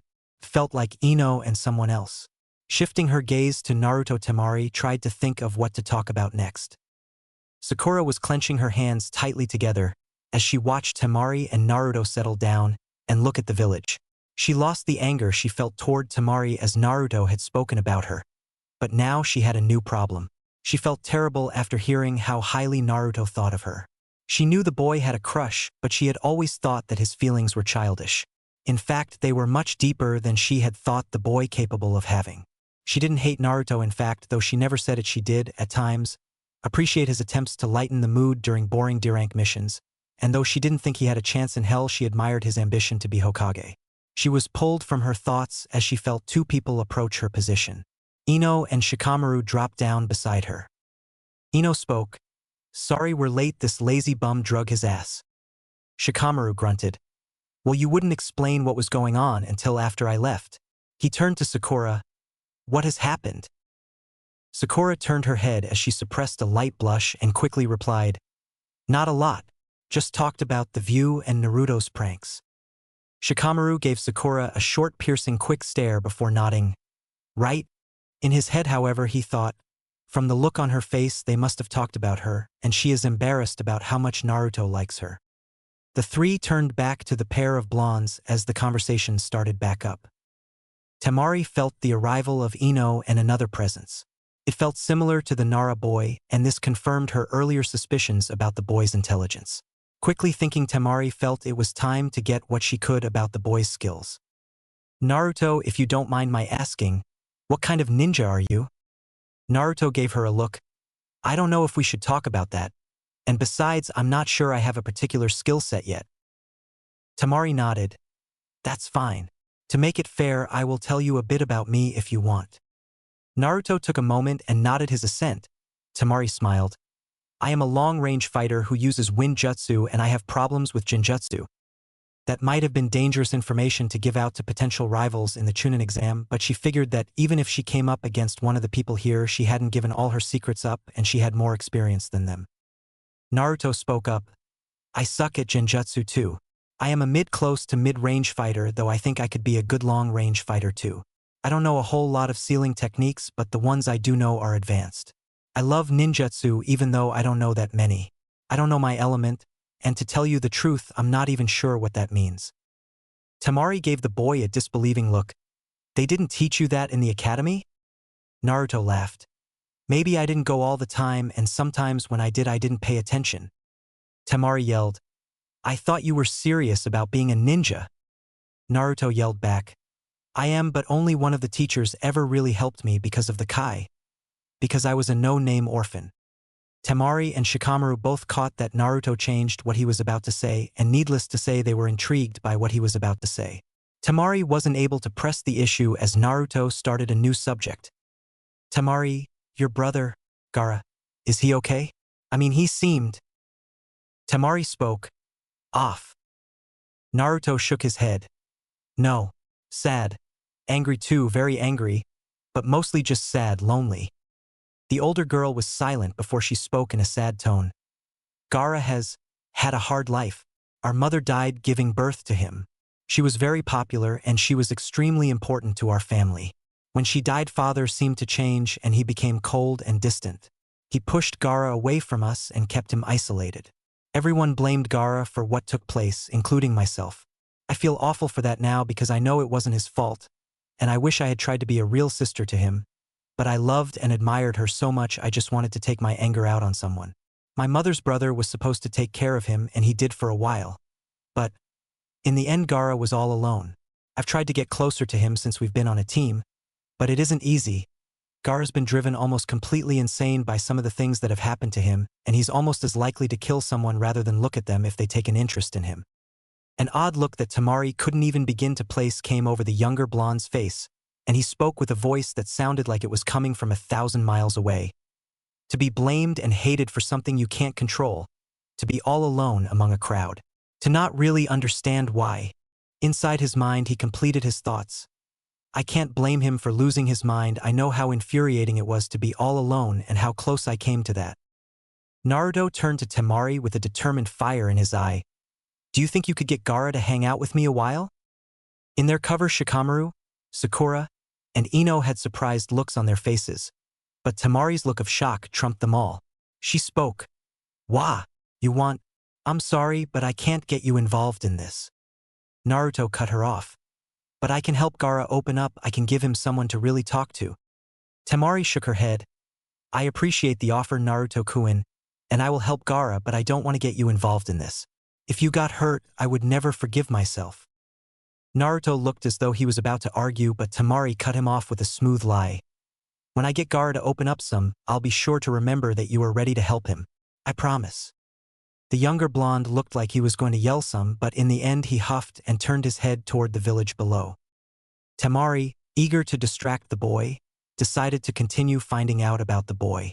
Not knowing what made her think of the question, she blurted it out with such force that it startled Naruto with its simplicity. Who is your favorite Hokage? Naruto looked at the girl before turning his head to the head farthest to his left and spoke in a whisper. My favorite Hokage? 6 months ago Naruto would have answered that question without a second of thought, but since he had learned the truth about the Kyuubi and what the man had done to him, his feelings were still very muddled. Part of Naruto would punch the man if it were possible, but even that part didn't hate the man. He had saved everyone including Naruto from death, and the Sandaime told him that the Yondaime had asked he be treated like a hero. Had Yondaime really seen him as one? That thought made Naruto's heart stir with pride that as great a ninja as the Yondaime had seen him as hero. He had trusted Naruto with this power and burden. Realizing he had been silent for a little while, he spoke. The Yondaime, he's my favorite. He was just so damn cool. Temari laughed at that answer, but she couldn't help but wonder why the boy had hesitated. She was getting ready to speak, when a presence she hadn't felt jumped behind Naruto and herself and spoke in an amused tone. Well, I am shocked at this. I thought this was a perverted activity, Naruto? Naruto and Temari spun to see the masked face of Hatake Kakashi, who even though he wore a mask it was clear he had a smile on his face. Kakashi continued. I am very impressed, Naruto, the Kazekage's daughter, though if the two of you were found out by someone else you both would be in major trouble. Though I must say I am disappointed that you would profess your feelings to Sakura and then turn around and offer your favors to Temari-chan. Naruto stood up and yelled, We were just talking and I would never toy with Sakura-chan's heart. As Sakura blushed in the background, Temari spoke softly, though with a slight blush at being accused of what the Jonin was accusing the pair of. Please, Hatake-san, Naruto and I were just talking. We just lost track of time, so please forgive us. Kakashi looked thoughtful and then nodded. All right. But next time you two want to enjoy the view, be more discreet. The two started to protest again, but Kakashi cut them off. Now, Naruto, escort Temari-chan to her hotel, and then go and get some rest. You should start to prepare for the Chunin exam early. The pair quickly beat down the path to the village below, and after they were out of earshot, Kakashi turned to the bushes where Shikamaru, Sakura, and Ino were hidden. He walked over and pulled back the branches, revealing the trio. His bemused voice rang out, "Well, this is a surprise. I never thought I would live to see a Nara try to deal with two girls at the same time. Wait until I tell Asuma his star pupil was able to win not one but two girls away from one of my students. He will be so proud. I should warn you, though, the aftermaths of threesomes can be very awkward." The two girls had deep dark blushes on their faces, and they stood up quickly and began to yell loudly at the older man. Shikamaru, who also had a slight blush on his face, stood slowly and spoke in an even and clear voice. "Troublesome, you shouldn't have gotten them so riled up. I know you know what's going on here." Kakashi raised his eyebrows and spoke, "Oh? Tell what's going on here." Shikamaru sighed. "We were here to see what Temari's interest in Naruto is." Kakashi frowned. "I'm glad you're trying to look underneath the underneath, but Temari is our ally, and even if she does have ulterior motives, then you should still trust Naruto to take care of himself. Or you should warn him but not spy on him behind his back." The three looked down in shame, and Kakashi continued, "You should all return home immediately and get to bed." Sakura and Ino turned to walk away. Shikamaru stayed and spoke to Kakashi in a questioning voice. "You're right, we handled this badly. But that doesn't mean our suspicions have no basis. She showed no interest in Naruto when they first met, but after she left the hotel she was all over him. That means that something happened in the hotel to suddenly spike an interest in him, and the Kazekage kept shooting weird looks at him every so often." Kakashi raised an eyebrow. "So you think the Kazekage of Swangakure no Sato ordered his daughter to get close to an orphan genin for?" Shikamaru was silent before looking away. "I'm not stupid. I've seen the way Naruto is treated by a lot of the adults. What is it about him that they don't like?" Kakashi shrugged. "Why don't you ask him? Or ask yourself why, when all the adults looked down on him, you didn't try to be a friend to him?" Kakashi turned to leave, but he stopped as Shikamaru let a frustrated growl fall from his mouth. "Choji and I did when we were at the academy, but outside of class. Hell, most of the time in it. He's just so exhausting. I wish I could keep up with him. I wanted to, but I couldn't." Kakashi gave the boy a sad masked smile. "You didn't really try. That's something that could easily be changed, and Naruto would always be grateful." Shikamaru looked down and walked toward the path down to the village. Kakashi watched the boys retreating back and smiled. These kids might be okay after all, and Shikamaru might be the most promising candidate for Chunin this time around. Sakura trudged tiredly ahead of Ino, letting out a deep sigh. The blonde girl looked at the Pinkette's back and gave a forlorn smile. Coming to a decision, Ino nodded to herself and spoke in a teasing tone. "Wow, forehead, you look beat. My house isn't too far from here. Why don't you just stay with me tonight?" Sakura turned to the girl with a surprised look on her face and thought about all the times they had spent the night with each other when they were younger. A pang ran through Sakura's heart, and she looked at the ground. Ino continued to talk. "My parents are both on a mission, and you could just tell your parents that you came over to my place to keep me company and lost track of time." Sakura looked into her former friend's eyes, and slowly she offered the girl a smile. "I guess that works out. My mom will be pleased. She's worried because you and I aren't as close anymore." Ino nodded and moved past Sakura, and as she did she said, "Me too." Sakura stood still and watched the girl move away for a moment before shaking off her stupor and following Ino. Temari walked beside the short boy and kept shooting him bemused glances. He had an annoyed look on his face due to the confrontation he had with his sensei, and she had thought it best to just leave him alone and not force him to talk. After a while his mood had improved and he looked more relaxed. Temari was about to ask him a question when she noticed that many people that they passed were staring at the boy with a wide array of emotions ranging from anger to what appeared to be fear. Temari felt a shiver run up her spine at how similar it was to the looks that Gaara received. If Naruto noticed, he showed no sign of it. Temari was stunned by the feeling that she had received and was unable to begin a conversation before they had arrived at the hotel. Temari looked at the boy and offered him a smile. "Well, Naruto-ku, and I guess this is good night. I had a lot of fun with you tonight. I hope I see you tomorrow since the exam is 2 days away. Naruto nodded. Yeah, today was cool. Temari about Gaara. Do you really want to help him? Temari nodded. Of course. Naruto spoke in serious tone that shocked Temari. Then you need to tell him how you really feel. Temari responded. It's not that easy. Naruto answered. I know that, but I can say that when I was all alone, I would have given anything to know that there was just one person who really cared about me. I still would. Just tell Gaara that you care, and one day he will give you a chance to prove it. Temari looked at the boy in shocked silence. Eventually Naruto just smiled and walked away saying, Good night, Temari. Temari softly replied, Good night, Naruto-kun. Thank you for the advice. Temari turned and made her way to her room. Unnoticed to her were the pair of ringed eyes of that belonged to her brother that looked at her with a mixture of shock, anger, and a desperate hope that even the boy himself didn't realize was there. Chapter 6. Information and Conflict. Yuhi Kurenai walked in a comfortable silence by Sarutobi Asuma. The woman had by chance met the man on his way into the Hokage Tower. They were each going to a Jounin meeting to be briefed about and formally declare their teams for the Chunin exam. They had met while they were Chunin on a mission and formed a casual friendship during the last war. After the war, they continued the friendship and had occasional flings for about a year, and Kurenai had felt that Asuma wanted to progress things with her. However, he had a falling out with his father and left for the capital to become one of the 12 ninja guardians. He had been back for about a year and a half, but they hadn't reconnected until they had run into each other when they went to the meeting where they were assigned Genin teams 6 months beforehand.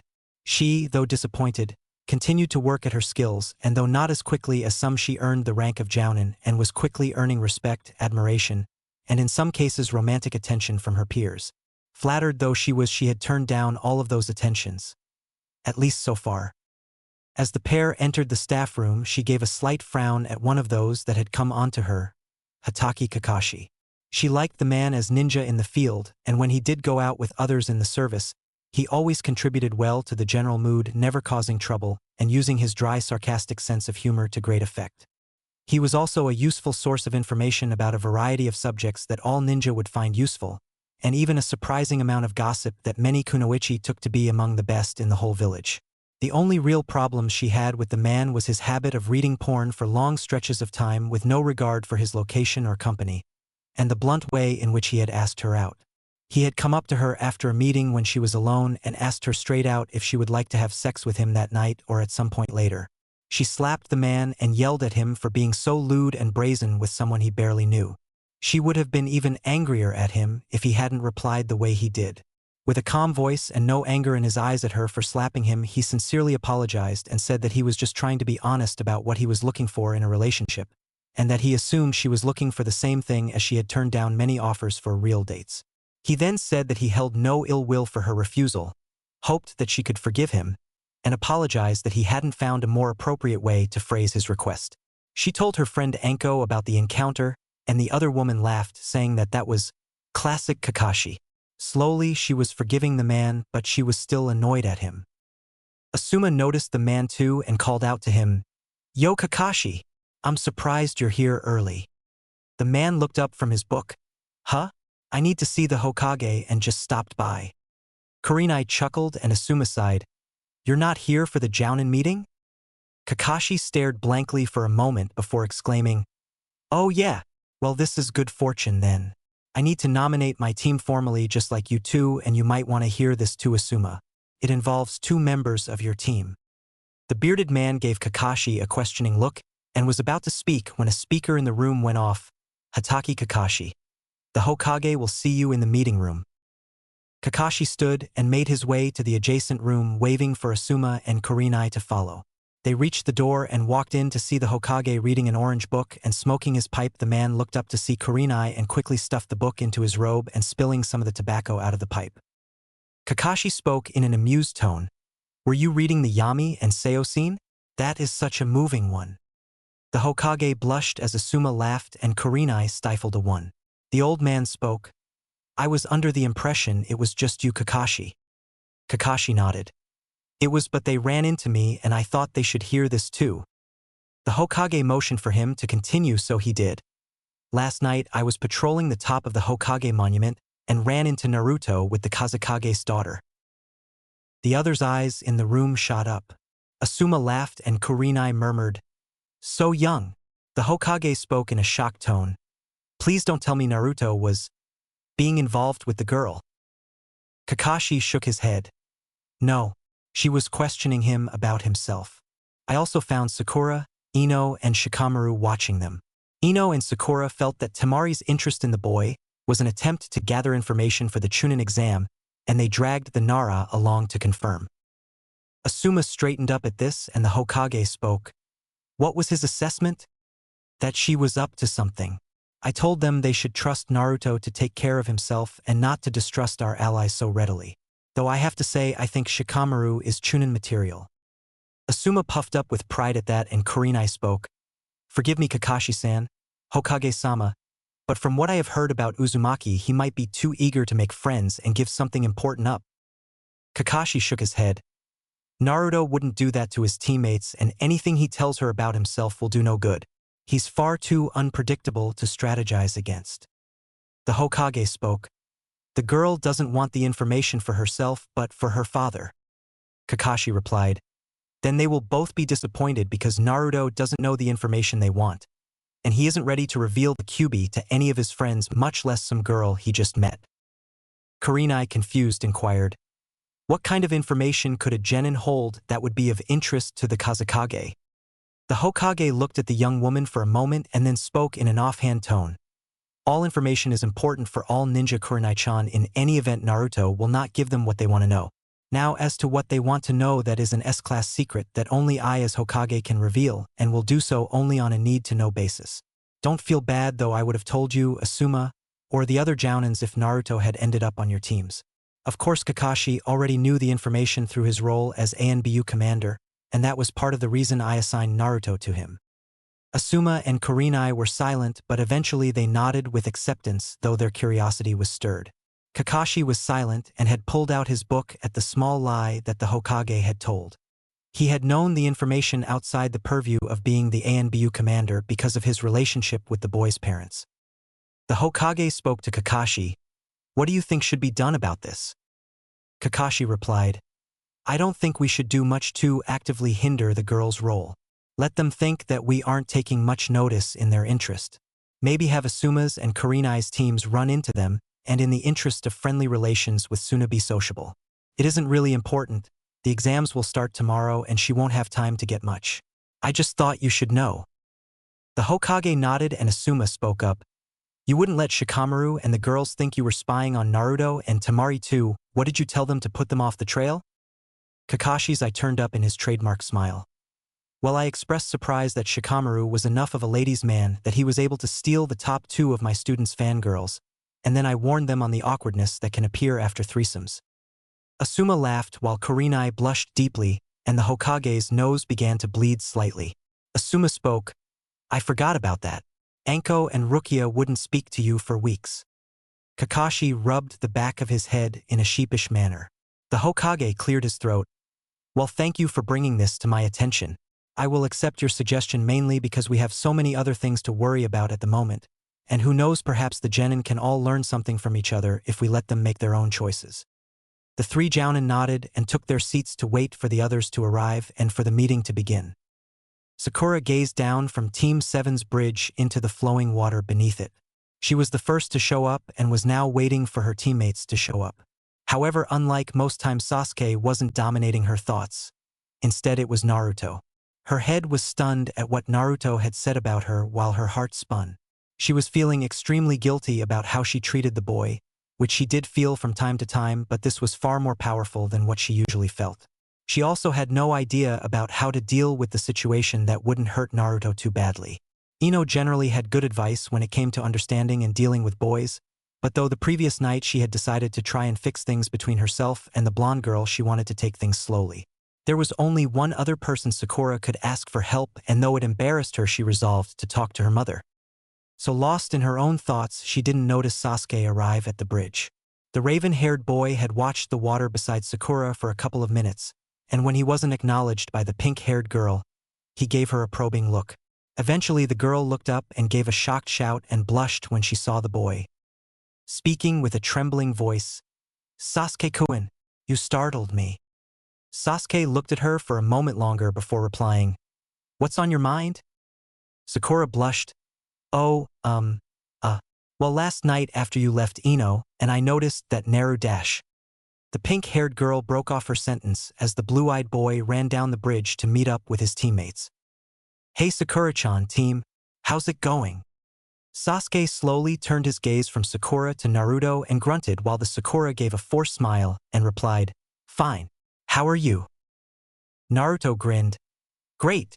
I'm stoked about the Chunin Exams starting. I'm going to get promoted and get one step closer to being Hokage."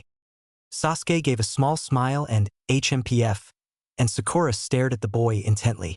It was at that point that Kakashi appeared before the group in a swirl of leaves reading his trademark orange book. "Yo!" Naruto pointed at his teacher. "You're late." Kakashi didn't look up from his book, but he spoke in a warning tone. "What was that, Naruto? I was up later than I had meant to be last night. I went up to the monument to take care of some trespassers, and didn't get home until very late, and I'm so tired I can't hear well." Naruto shrank back and cast a nervous look back at Sakura, who was doing her best not to look at the boy. He spoke quickly and apologetically to Kakashi so his sensei wouldn't reveal that he had been with another girl on top of the Hokage monument. "WL? Well then that's okay." Sasuke shot Naruto a surprised look. Kakashi smiled, put his book up, and took out 3 sets of paper. He proceeded to hand one to each of his students and spoke, "These are consent forms for the exam. If you want to compete, you have to sign and bring these to room 301 at the Ninja Academy 9 a.m. If you don't want to, then don't come. I am letting you off today because you each need to think long and hard about this. This exam will be dangerous, people have died. Now go think long and hard, and if you decide to do it, then get a good sleep." He then teleported in a swirl of leaves. Sakura turned to Naruto and Sasuke and asked, "Are you going to do it?" Both boys replied at once, "Of course." Sakura gave a half-smile, half-grimace. "Stupid question." Naruto noticed. "What's wrong, Sakura-chan? Aren't you going to compete too?" Sakura meekly looked at the 2 boys. "I don't know. Do you really think I could make it?" Naruto nodded enthusiastically. "Of course you've done everything Kakashi-sensei has asked you to do well, and you're smarter than anyone I know, so you should do really well in any kind of test. I believe in you, Sakura-chan." Sakura felt the feelings that she had been fighting all morning come roaring back to the fore, and she blushed slightly. Sasuke spoke in a surprisingly comforting tone. "The exam is broken into different parts. I imagine they get more dangerous as they go on, so you should see what each part is like, and if you get to a section that you don't feel comfortable with, you can give up. Then, when you take it again, you will have experience and be able to pass. Kakashi-sensei wouldn't nominate you if he didn't think you would do well." Unbidden, Sakura thought, "Oh Sasuke-kun, I wish you could be sweet like Naruto from time to time. But at least you are doing your best to convince me, and even if that is just because I'm your teammate, I am thankful." Sakura smiled and nodded. "All right, I'll compete too. Thank you both so much, and I'll do my very best even though I don't think I'll do as well as you, Sasuke-kun." She noticed Naruto's frown and then she added, "Or you, Naruto." The blonde and Sasuke both showed surprise, and eventually Naruto grinned and spoke, "You'll do great, Sakura-chan. Hey, why don't we go get some lunch as a team to celebrate our entry?" Sasuke shook his head and began to walk away. "No, it's too early for lunch, and I want to prepare my equipment for the exams, which is something we should all do." Naruto frowned at the boy's back and Sakura looked down in disappointment. But before he got too far away from the group, he turned his head and spoke, "Besides, it wouldn't be appropriate to celebrate before we pass the exam." Sakura smiled, as did Naruto, who spoke, "Ha! All right, but the person who does the best gets to pick where we eat." The corners of Sasuke's mouth turned up into a small smile, and he nodded before walking away. Naruto turned to Sakura and asked, "Well, Sakura-chan, how about we go get some food?" Sakura was silent. Well, it is very early for lunch, Naruto, and I ate breakfast. I should go home and tell my parents about the exam and get some stuff ready. But why don't we meet for dinner tonight?" Naruto's eyes lit up and he began to jump up and down excitedly. "That's great. When should we meet?" Sakura rolled her eyes and amusedly shook her head. Let's say 7:30. Pick me up at my house, but no ramen stand and you have to pay. Naruto nodded his head. Okay. Wow, I can't wait. Sakura laughed and started to walk away. Don't be late. As she made her way home, Sakura decided firmly and finally to speak with her mother about what she should do. Temari sat down at the ramen stand beside a skinny brown-haired Chunin who was pulling out some cash and paying his bill. The girl named Ayam was waving bye to the man with a slight blush on her face that the Chunin didn't notice. As he turned around, he nearly bumped into a beautiful woman with striking red eyes. Embarrassed, he rubbed the back of his head. Ah, please forgive me, Yuhi-san, I didn't see you there. Your team here for an early lunch. The woman nodded and spoke in a chiding tone. Yes, they are, and please, Irika-san, you may call me Kurinai. Irika rubbed the back of his head. Right. I'll try to remember that. He then turned to 3 Genin and spoke warmly. I'm glad to see you 3 and know that you've been working very hard. Then the 3 responded in unison. The boy wearing sunglasses and high-collar jacket nodded and spoke. Thank you, sensei. The girl with strange purple-white eyes spoke. Thank you very much. The boy with red face tattoos and wild brown hair spoke, while the small white puppy that sat on his head barked in unison. Thanks. The man smiled for a moment, but then it fell a little. You all be careful in the Chunin exam and be sure to visit me from time to time. Temari watched as the man walked away and the team came in and sat down. The feral-looking boy blatantly checked Temari out and sat down beside her with a wide smile while his dog did the same. On his other side, the girl sat down, then the other boy, and finally the woman. The old man greeted them all warmly and his daughter began to take their orders. When she came to Temari, she smiled warmly and spoke. Glad to see you back, Temari-san. What can I get you? Temari smiled. I'll have a large miso and a salad, please. Was that man your boyfriend? Ayam blushed deeply while her father gave her a piercing look. Oh no, that was Irika. He's just a friend and one of our best customers. Temari nodded and spoke. I see. Speaking of your best customers, has Naruto been in yet today? The heads of those sitting beside her all turned quickly to face the girl. Ayam shook her head. Not today. He probably was meeting his team early, so I imagine he'll be here before too long. Temari nodded and hunched over the bar waiting for her food. The boy beside her spoke up. How do you know Naruto? Temari looked at the boy. We met yesterday and we talked for a little while. How do you know him? The boy replied. He graduated in our class at the academy. I'm Inuzuka Kiba. This is my partner Akamaru. The small dog barked brightly. Temari nodded. I'm Sabaku no Temari. I'm in town for the Chunin exam. Kiba smiled. We're competing too. Where are you from? Temari replied. I'm from Suna. Kiba replied. Cool. The older woman spoke up. I'm Yuhi Kurinai. This is Aburame Shino and Hyuga Hinata. How are you enjoying Konoha so far? Temari's eyes widened a little. I like it. It's very different from home, but it's not bad at all. I must say that I've heard about you and must say I'm very impressed. Kurinai smiled. I don't know what you've heard, but I thank you for your praise. I am where I am in life because of hard work. Temari smiled. I can't tell you how good it is to see a young, powerful kunoichi.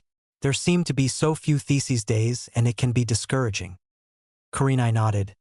It isn't a life most girls aspire to, and most of the girls I served with during the war were just serving as ninja because of it, and once it was over they retired. You can see during periods of peace, at most 1/3 of all countries' ninja forces are made up of women. Temari replied. And 80% of those women are Chunin at the highest. Temari. The girl stopped and turned to see the elder of her brothers. Sighing, she replied, What is it, Kankuro? The boy spoke in an annoyed voice. Baki-sensei says we have a meeting in 2 hours. As the boy sat down, Temari introduced him to those she was sitting with. The boy mumbled a greeting and ordered a bowl of beef ramen. Temari asked, Where's Gaara? The boy responded, Sensei's with him. He was acting weird this morning. Did you see him when you got back last night? The girl shook her head. I figured he was on a roof somewhere. What do you mean by acting weird? He was muttering more than usual about, what does he know about being alone, and stuff like that. He wasn't really mad or angry, more curious, I guess. Temari's throat became very dry, deciding to turn her conversation back to the team beside her so as not to raise her brother's suspicion. So do you all come here often? Kiba responded, Nah. Kurenai-sensei has us run drills through an obstacle course, and whoever finishes fastest gets to choose where we eat for lunch or dinner. Hinata won today for the first time, and she chose to come here. The girl looked down at the counter with a small smile, with her teacher giving her a small proud one. Temari gave the girl a genuine grin and spoke, Good for you. Keep up the hard work and keep these boys in line. The girl stammered, Hi, I will. Kankuro rolled his eyes and ordered, Hey, could I get an extra large beef to go? Temari spoke to her brother, I hope you aren't expecting me to pay for your meal. Kankuro growled, Of course not, but next time you feed Gaara. He made me buy him food last night, and if there is one thing that Gaara does normally, it is stuffing his face. While Kankuro waited for his food, everyone else got theirs, and they all began to eat in a comfortable silence when it was suddenly shattered by a loud cry sounding outside the stand. Hey Gigi, I need an extra large beef bowl to quick. Naruto stormed up to the counter and jumped up to the bar and grabbed the edge to hold himself up between Kiba and Hinata.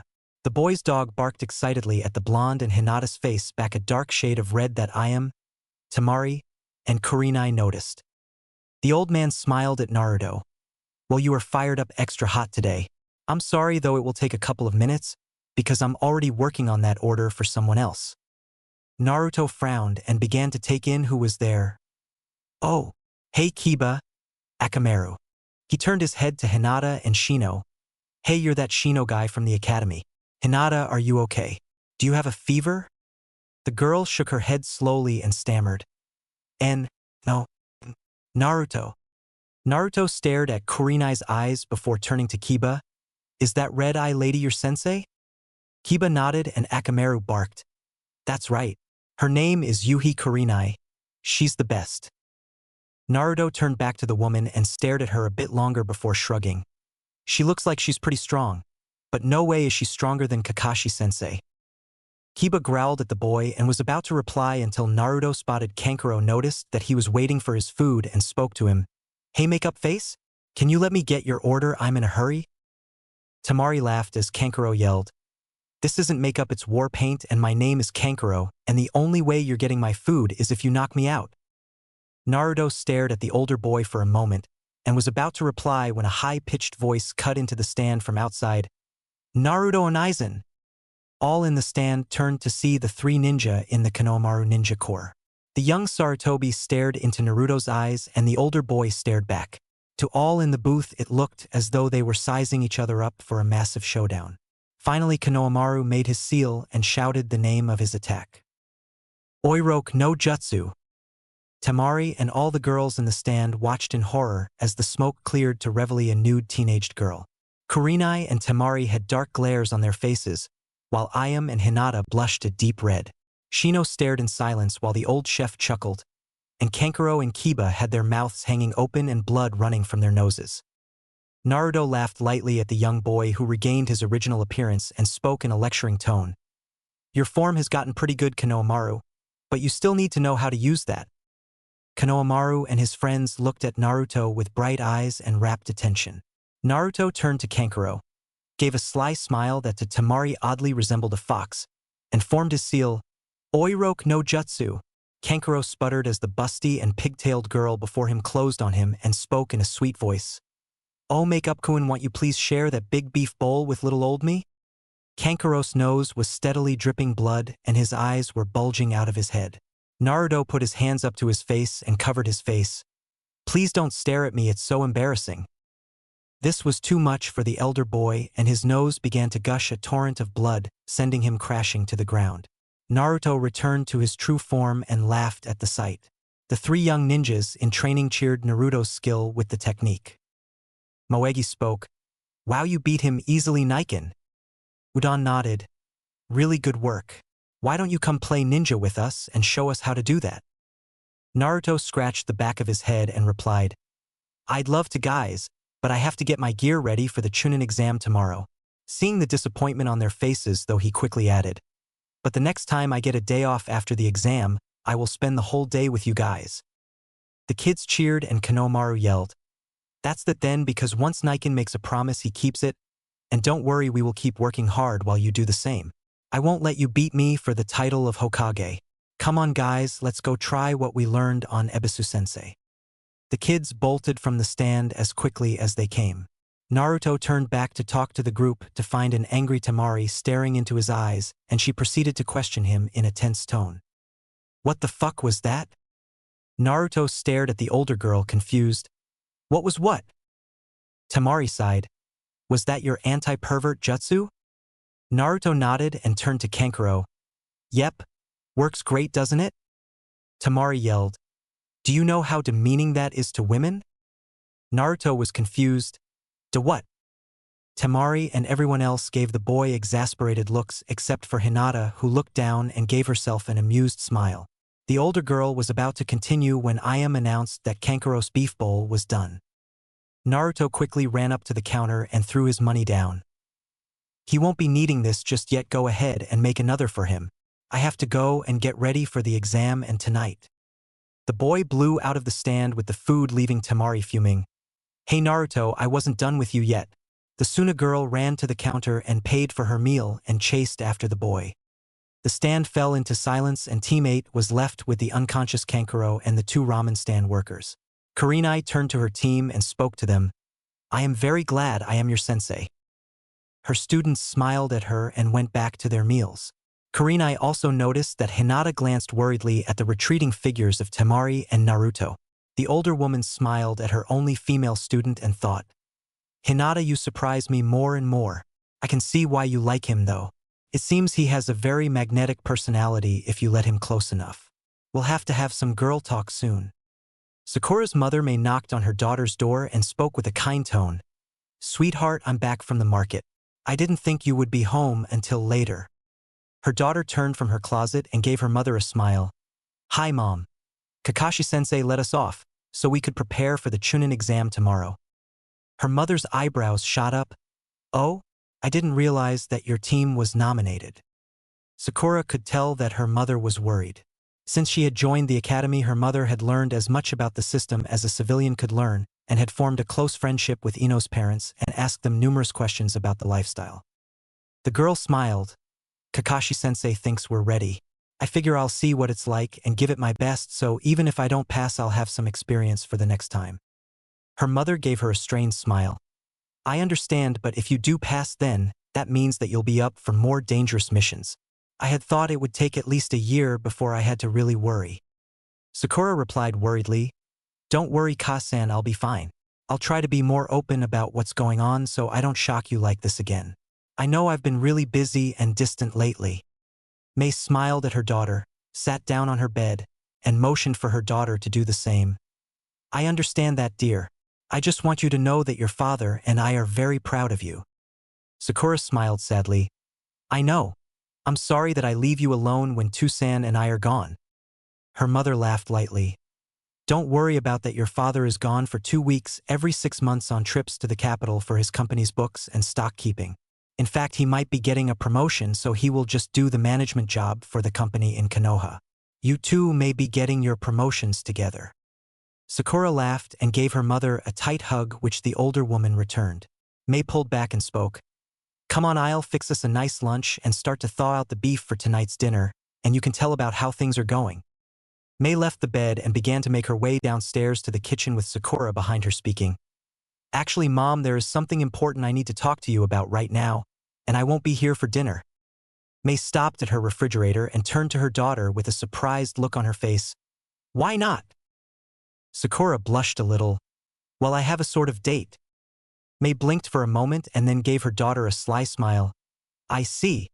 Is it the Uchiha boy?" Sakura shook her head. "No, with my other teammate." May was about to respond, but she stopped and then started again. "I don't remember you mentioning him before." Sakura's blush deepened. "That's part of my problem. He's a really nice guy, but he is also really immature and it makes him very annoying. I've been really hard on him, and last night I overheard him talking about me to another girl. And well, I see that he's a lot more serious about me than I thought. Anyway, I feel really bad about the way I've treated him, so I'm going out with him to try and make it up to him. and try to find a way to let him down easy so we can still be friends.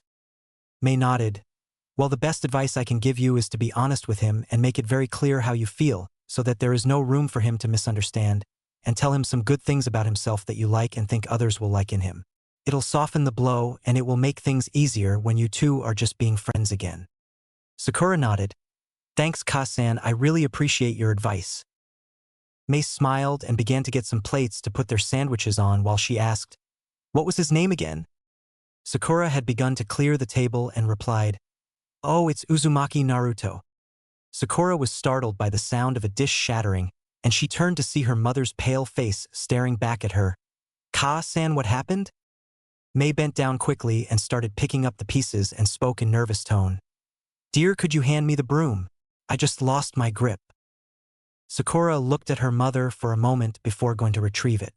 She handed it to her mother and the kitchen fell into an uncomfortable silence as Mei cleaned the broken dish. As she moved to the trash can, Mei spoke nervously. You don't think Uzumaki-san would be very angry with you for rejecting him, do you? Sakura laughed nervously. Naruto? No way, he doesn't have an angry bone in his body. The most he would probably do is pout. Mei looked conflicted for a moment before she went back to making their food. Sakura spoke nervously. Ka-san, Shikamaru, one of Ino's teammates, mentioned that almost all of the adults don't like Naruto, and now that I really think about it, a lot do look at him very oddly. Why is that? Mei responded, well, it's mostly because of his pranks. That boy sure didn't help himself when he painted the Hokage monument. Sakura stared at her mother's back for a moment, knowing that the woman had lied to her, but she chose not to mention it. Mei turned around and placed their lunch on the table. Sakura spoke to her mother in a firm tone. Don't worry, Ka-san. Naruto would die before he would hurt one of his friends. Mei and Sakura began to eat their meal in silence, before Mei spoke again. Maybe you should wait to do this until after your exam. You know it could affect your teamwork. Sakura looked thoughtful for a moment. Maybe, but I was just going to be a friend while we were on the date and then try to give him the hint that that is all we will be. Besides, there is no way Naruto is going to let anything distract him from taking this exam, because it is one more step on his path to Hokage.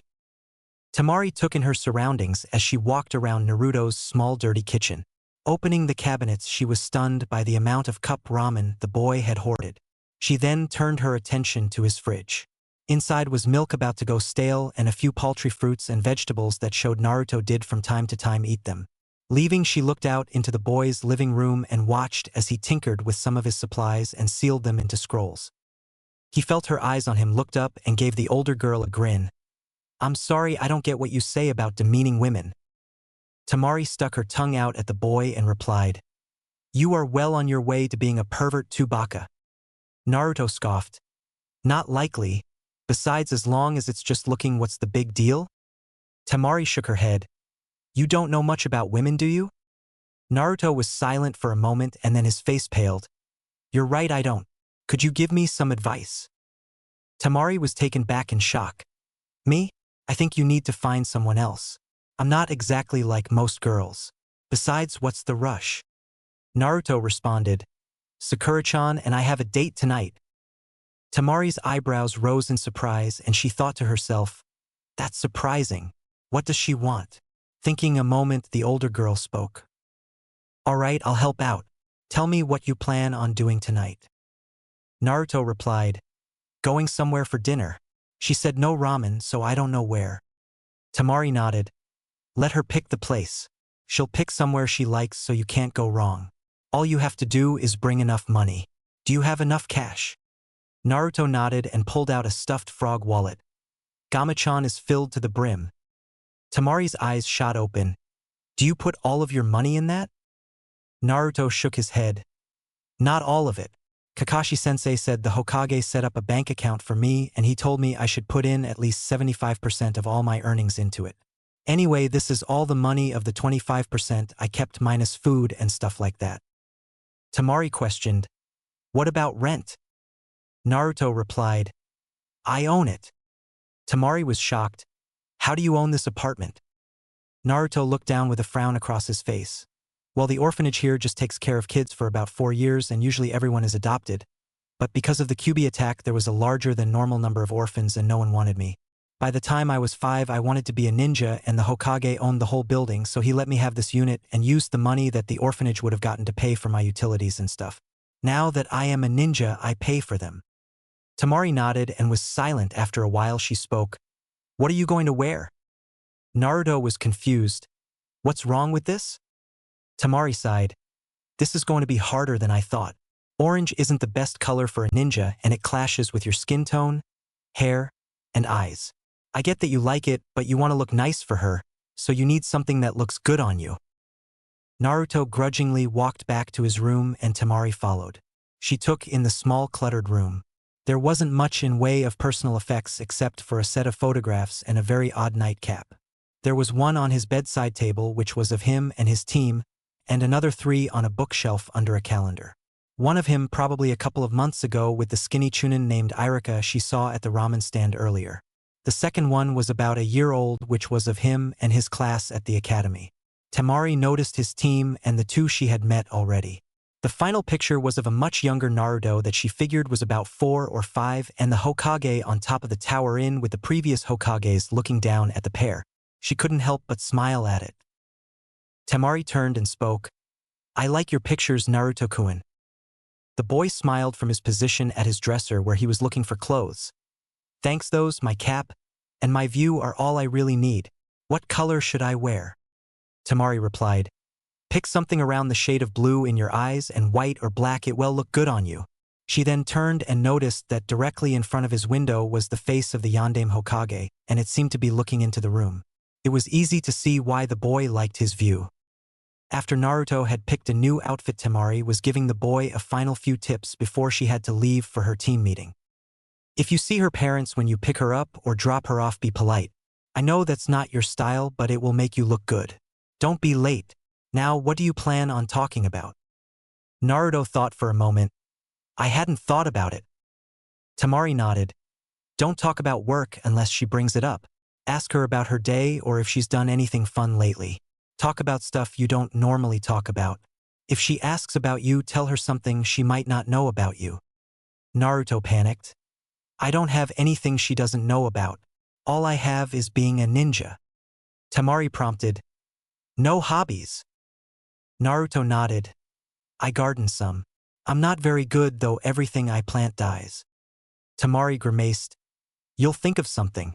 I'm sorry I couldn't be more help, but I have a team meeting to get to. Naruto nodded. You've been a big help. Thank you.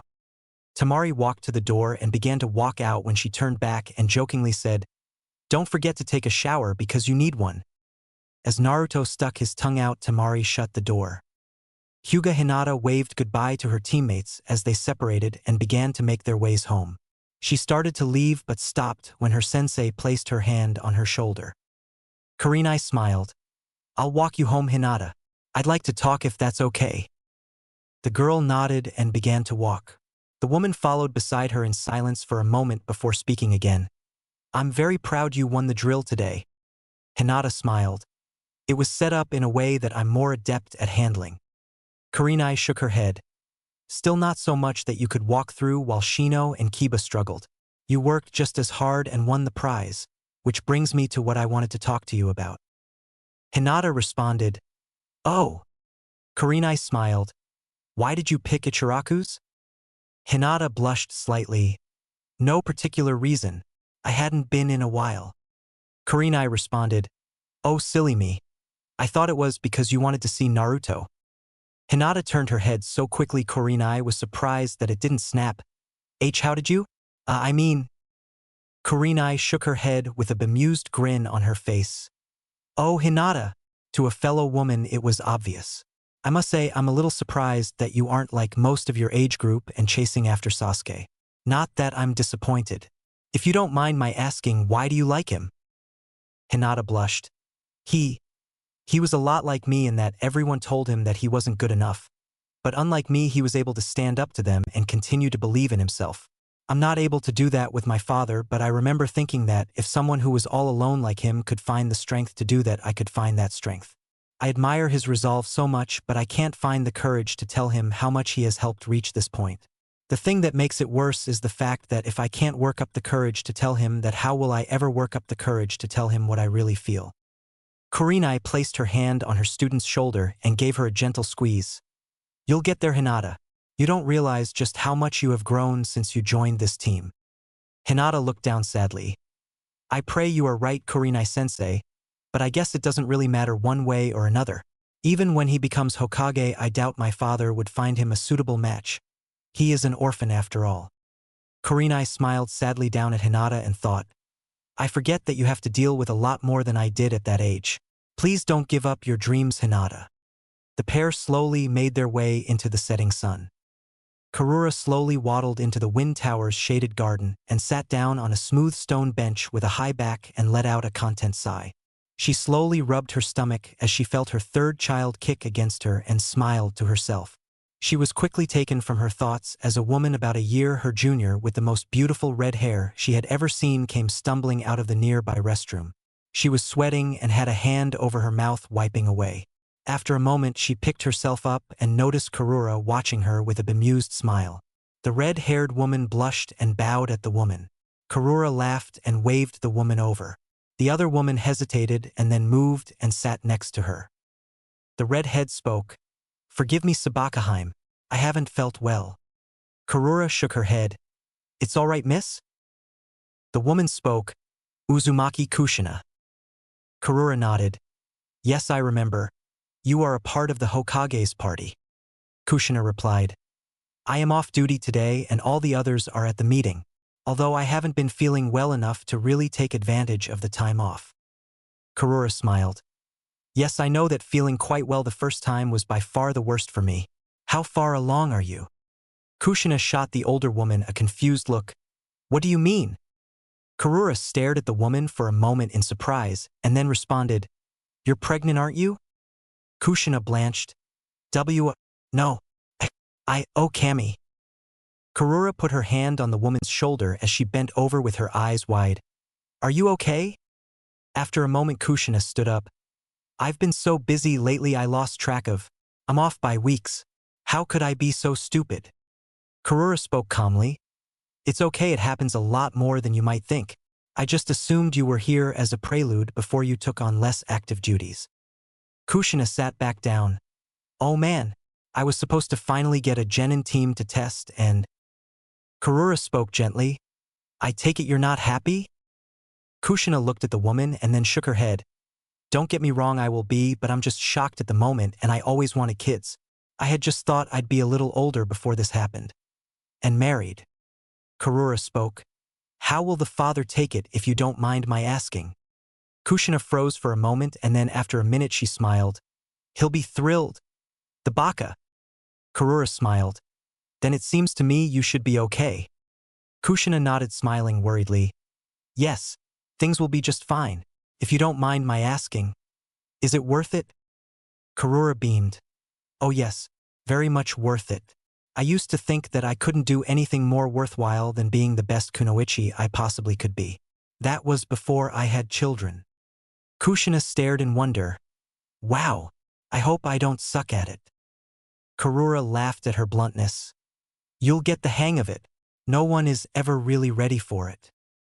Kushina nodded. When is this one due? Karura replied. The due date is February 1st, but I think they got the conception date wrong. I wouldn't be surprised if he comes in the next day or two with his kicking and as big as I am. Kushina goggled. Wow, I didn't realize the time could be so screwy without something being wrong. Could I feel him kick? Karura nodded and Kushina placed her hand on Karura's stomach. Feeling a strong kick, Kushina pulled back quickly in shock. Wow, that was really strong. It hurts, doesn't it? Karura smiled. Sometimes, but in the end it doesn't really matter because they are your child and you will do whatever you can to protect and keep them safe no matter the cost. January 10th. 9 days before Gaara's birthday and 9 months before Naruto's. Sakura walked silently beside Naruto as they made their way from the restaurant. The boy had his hands behind his head and was walking quietly beside her. She was surprised at how well the boy had behaved himself while they were at dinner and how he had listened as she told him about her day. She was also stunned by his lack of talking so far this evening. Speaking for the first time since they left the restaurant, Sakura asked, "What did you think of the food, Naruto?" The dropped his arms and smiled. "It was good. Not as good as the old man's ramen though, and I'm surprised at how fast it was." Sakura nodded. "That was surprising. I think they were expecting a really big group in a bit though. Nishimura-sama was too busy to come by and speak to me. Whenever I go, she usually stops by and we talk for a bit. Oh well, that just means we can get back earlier and get more rest for the exam." Naruto nodded with a slightly guilty look on his face which Sakura caught, but she couldn't place what it meant. "Are you all right, Naruto? You've been very quiet tonight." Naruto smiled. "Of course I feel fine, Sakura-chan. Hey, why don't we go sit on that bench by those flowers?" Sakura smiled and nodded. As the pair sat down, they didn't notice the pair of sea-green eyes of Temari focused on them. The girl had gotten out of her team meeting to see Naruto leaving his apartment and walking to meet Sakura outside of the girl's house. She had followed them to the restaurant and hinged herself and watched the pair. Nothing of note had happened except Temari had noticed that the entire restaurant was extremely quiet and tense while the couple was there, and as soon as they left, the atmosphere lifted considerably. The sky was begging to darken, not only because of the quickly setting sun but also because clouds were rolling in and blocking the star and moonlight. The pair was sitting quietly on the bench when Sakura spoke. "Oh, I forgot to tell you, I like your outfit." Naruto blushed slightly. He had picked a white shirt with black trimming around the bottom and collar, short sleeves, and blue shorts, and around his neck he had his height 8. Naruto replied, "Thanks, Sakura-chan. I'm glad you're feeling better tonight than you were this morning. You always look much prettier when you're happy." Sakura blushed deeply while Temari scoffed in the background thinking, "If that were any other guy, I would totally say that was a line." Sakura replied, "I had a really long talk with my mother today. I've been so busy since we graduated that we hadn't really talked to each other like mother and daughter." Naruto was confused. "How does that happen? Don't you see each other every day?" Sakura was silent for a moment thinking how to answer. "Well, I do, but usually I am rushing to finish a meal and get to training and missions. I am eating, or I am trying to get some rest before the next day. Then when we do talk, we just talk about that particular day, no real heart-to-heart talks." Naruto didn't understand but replied, "What about your dad?" Sakura smiled. "Well, Tusen works all day. Sometimes I only really get to see him in the morning because by the time he gets home I am already asleep. He also makes trips to the capital a few times each year for weeks at a time for his trading company to look at books. But that might change soon because he may become manager for the firm in Konoha, so hopefully I'll be able to see him more often. The more I think about things, the more I realize how important family is to you." Naruto shrugged. "I wouldn't know." Sakura looked sadly at her teammate and asked, "I'm curious, Naruto, and you don't have to answer, but do you have any clues about your family?" Naruto was silent for a moment, debating to himself, and then he remembered some of the advice Temari gave him. "Tell her something no one knows." He then spoke slowly. "Actually, do you promise not to tell anyone?" Temari's ears perked up and she waited to see the younger girl's response. Sakura could tell how serious the boy was and she nodded. "I swear." Naruto looked up at the dark, cloudy sky. "Every now and then I have this dream. In it I feel very small and I am very warm because these long slender arms are around me. Then another pair of arms lift me up. They're more muscular but they hold me just as gently and wrap me tightly, and the blanket blocks most of my face and I can't see who picked me up. I am slowly turned back to the person who had been holding me and I can see their lips moving. But I can't understand what's being said because my hearing is muffled by something. I can make out who had been holding me. It was a beautiful woman with the most gorgeous red hair I've ever seen. And her eyes were a nice bright green, not a jade like yours, but similar. She looks at me and tears are streaming down her face and she says one last thing and then I wake up. I think that that woman was my mother." Sakura and Temari's eyes were watering at the story, and Sakura was about to say something when Naruto just shook his head and chuckled. "That's got to be crazy, though I've been alone at least since I was 1, and there is no way I could remember being a newborn." Naruto stood up, walked over to some of the flowers, and turned his back to Sakura, and she looked at him in a new light mixed with pity. She began, "It's not crazy to dream about having a mother that loves you. Naruto, I know I'm not always the best teammate I can be, but I want you to know that I am glad you're on my team." The boy turned to Sakura and stared into her eyes with an intense gaze which threw her off, but she continued, "You're a good guy." Naruto loud, irritating, and immature but also brave, loyal, and from time to time you can be very sweet. Naruto smiled at the girl with a slight blush and Sakura kicked herself. Damn it! I'm supposed to be letting him down easy. She opened her mouth to keep going but before she could go any further a terrible boom and flash of light cut her short and the sky opened into a torrential downpour. The two teammates quickly ran from the small park to a road that had closed shops with some tarps covering the fronts of them. Already they had been drenched. Sakura spoke. We're closest to my house.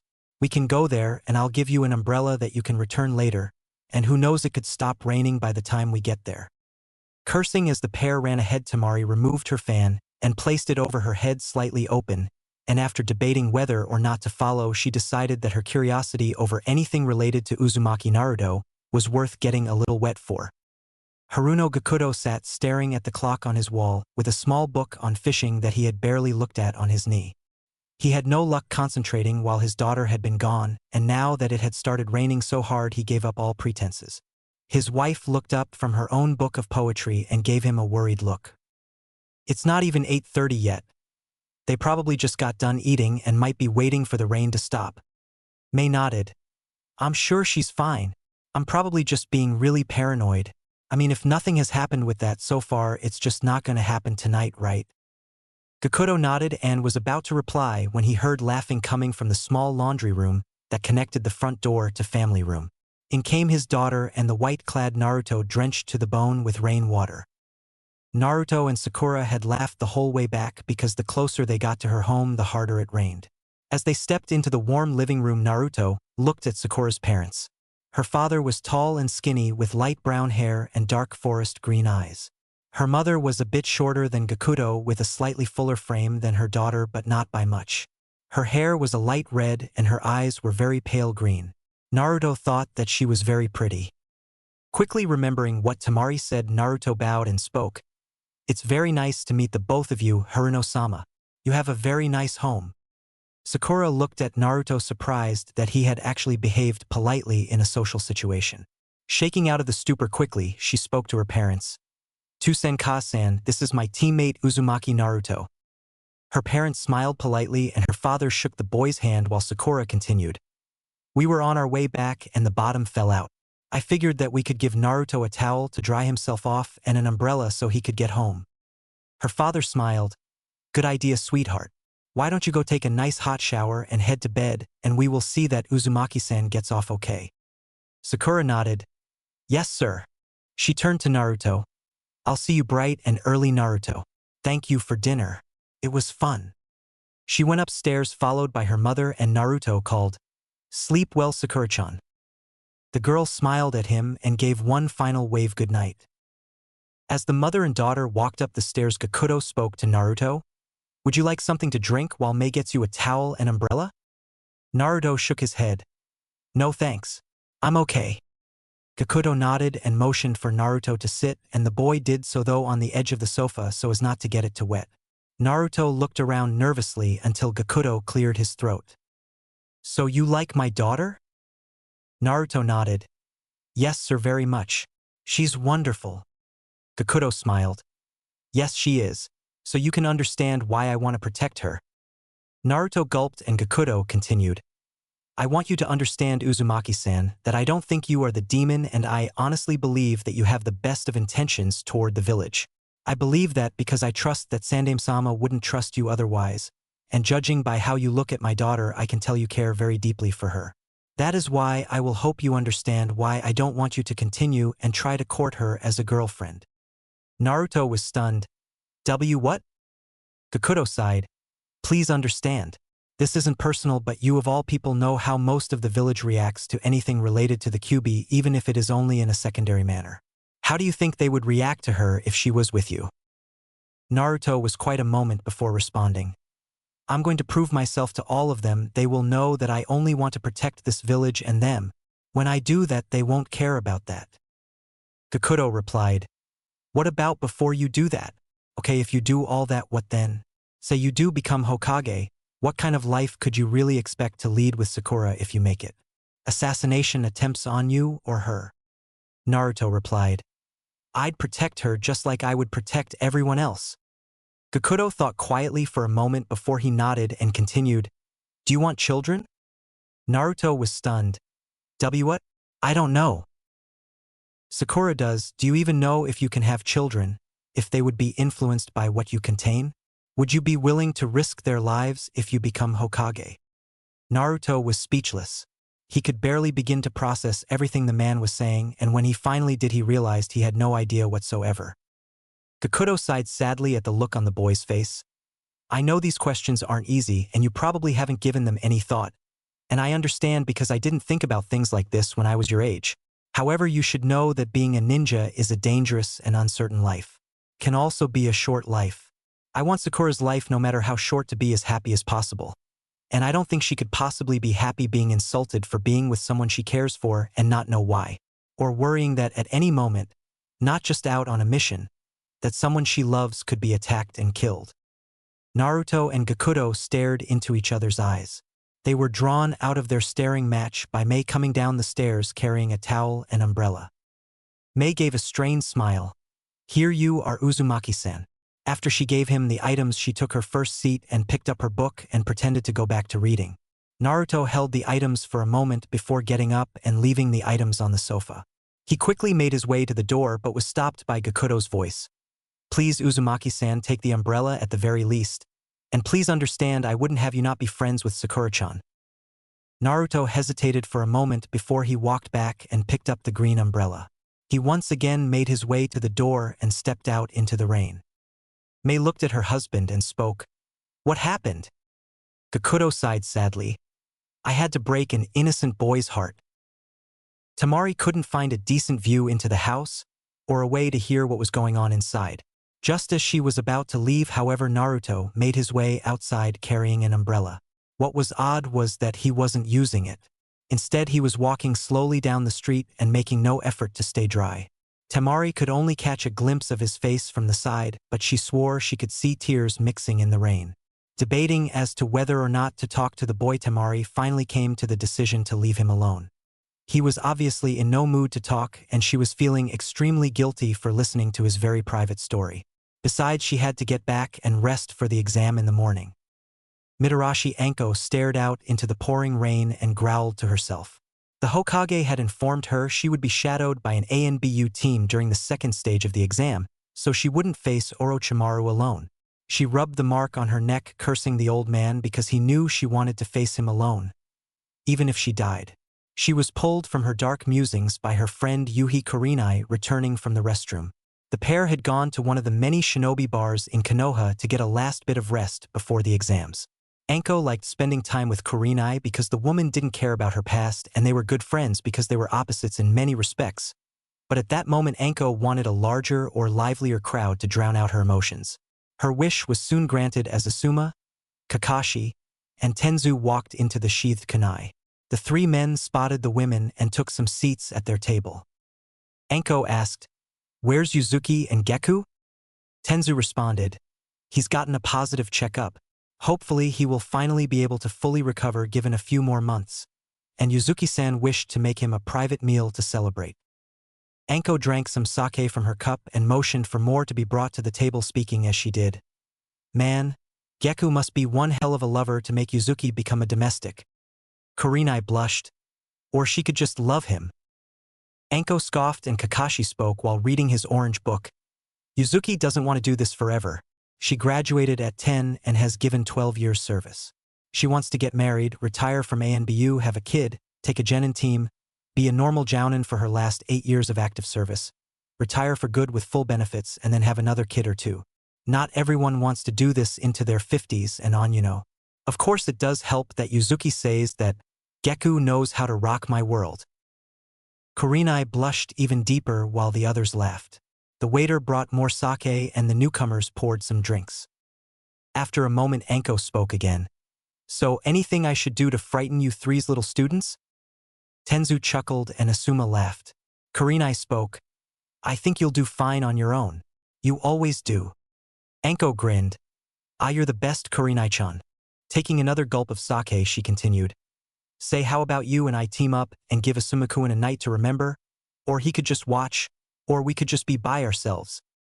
Kakashi giggled. while Tenzu chuckled. Asuma and Kurenai both became crimson.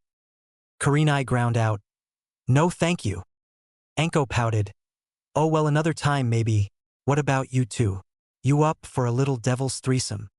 Tenzu spluttered, but Kakashi responded calmly, "I don't cross swords with anyone." Anko chuckled, "Well, what about just you and me? I have some stress to work out." Kakashi turned a page in his book. "I don't know. Last month you told me not to sleep with you if you offered after you had been drinking." Anko waved her in hand and spoke in a dismissive tone. "You know me though, Kakashi. I always say the opposite of what I really mean and want to happen. What's the word?" Tenzu spoke in his monotone, "Psychotic." The others laughed as Anko flipped off the Shodai clone. Kakashi responded in an amused tone, "Not here tonight anyway. If we go to your place. That is if I agree. I have to get up early in the morning." Anko pouted, "I do too." Kakashi nodded, "True. But this is just the kind of situation that you would use to play a joke on me." Anko opened her mouth to retort, but after a moment she closed it. "You're right. What if I did that thing I do with my tongue to wake you up in the morning?" Kakashi responded, "You do lots of things with your tongue." Anko smirked, "The best thing I do with my tongue." Kakashi was silent and then responded, "Let me have a couple of more drinks." The other three at the table shook their heads in amusement at the pair's antics. The group settled into a short warm silence as they all drank a little more. After a little while Anko began to fidget. "Oh hell, Kakashi, please can we go? I'm so excited because of the exam." The others shook their heads while Kakashi replied slowly teasingly, "Now Anko, I just got here. I've not gotten a chance to drink much." Anko pouted and then brightened. "If we can go right now, I'll give you a bottle of my gold label from Cha no Kuni." Kakashi turned his head and thought for a moment, but then pointed his finger behind Tenzu and asked, "Who is that?" Everyone turned to where he pointed, but on seeing no one they turned back to Masked Man, who shrugged. "I could have sworn I saw someone. Anyway, let's go, Anko." As the Masked Man waved to the others and began walking to the door, the woman yelled in celebration and jumped clean over the table onto his back. He stumbled but retained his balance as they walked out the door into the rain. Tenzu shook his head and spoke, "I'll never understand them." Asuma puffed on his cigarette. "It's just the way they are, don't try to." Tenzu nodded and lifted his cup up to his mouth only to realize his drink was gone. "He stole my drink!" Asuma and Kurenai laughed until they realized he had stolen their drinks as well. Kakashi trudged at a reasonable pace with Anko on his back. He spoke to her jokingly, "You need to lay off the dango." The woman responded with an emotionless, "Fuck you." Kakashi was silent for a little longer. "Do you want to talk?" Anko let out a short bark of laughter. "Don't ruin our good thing, Kakashi. Besides, I know you don't like to talk." Kakashi was silent for a moment. "We've known each other for a long time, Anko. As a friend, I will always have my door open." Anko sighed. "I want to kill him so badly. I don't care if I die or not. Either way, I'll be free." Kakashi nodded. "Anko, don't be like him. Trust your comrades and the Hokage to help you." Anko was silent before she placed her forehead on Kakashi's left shoulder. "Kakashi, if I died, would you cry for me?"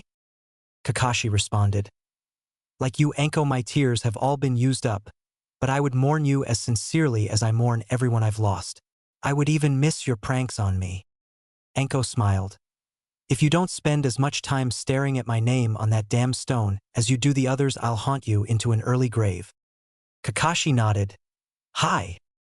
Temari was leaning against the wall at the back of the first exam room, watching as several groups mingled among themselves. Villages were keeping to themselves and they subdivided into age groups. Except for her team. The others from Suno were afraid of Gaara. Not that she really cared, because they were just acquaintant. She knew a few of them, and while they weren't bad ninja, she didn't think they were Chunin material just yet. Slowly and surely more people came into room, including Ino and her team. The younger girl shot Temari an odd smile that made her think of a she-wolf. Ino walked over and spoke to them. "Hello, Temari, Kankuro, and Gaara, how are you?" Temari responded politely, "Fine." Kankuro shot what he thought was a charming smile to her. Great. Gaara merely stared at the girl. Ino continued while Choji and Shikamaru joined her waving to the Suna group. That's good. Before she could continue, the door then opened to reveal Team 8 led by Kiba. They greeted their former classmates and the Suna team politely. The six talked amongst themselves with the Suna team watching and listening in. After a little bit more time passed, another team entered. A girl with her hair up in buns, a boy with huge eyebrows and a disturbing green spandex suit, and a male Hyuga. The girl with buns chided the green-clad boy. Don't pout, Lee. Guy-sensei already forgave you even though he was right about you just wanting to show off. Lee nodded. I know that. I am upset because I did act foolishly. Niji stopped by Hinata and bowed his head slightly with a blank expression on his face. Hinata-sama. Hinata smiled. Hello, Niji-Nizan. I know you will do well during the exam. Niji nodded politely, but it didn't reach his eyes, and Hinata introduced them to everyone. Gaara and Niji's eyes met momentarily before they broke contact. The group stood milling about for a few moments in relative silence when the door opened to admit Team 7. Sasuke glared at Rock Lee. Sakura followed behind him, weary that Sasuke would lose his temper, and Naruto brought up the rear. His face was set in an annoyed manner. The group rookies and Team Guy started to talk amongst themselves. Temari, however, walked to Naruto, who was off by himself, which only Ino and Gaara noticed, and smiled at the boy. How was last night? Naruto, startled out of his silence, responded, Fun. Temari could easily tell that he was lying. That bad? Naruto huffed and turned his head away. Temari was shocked by how bad of a mood the boy was in. He had never been anything but friendly to her before.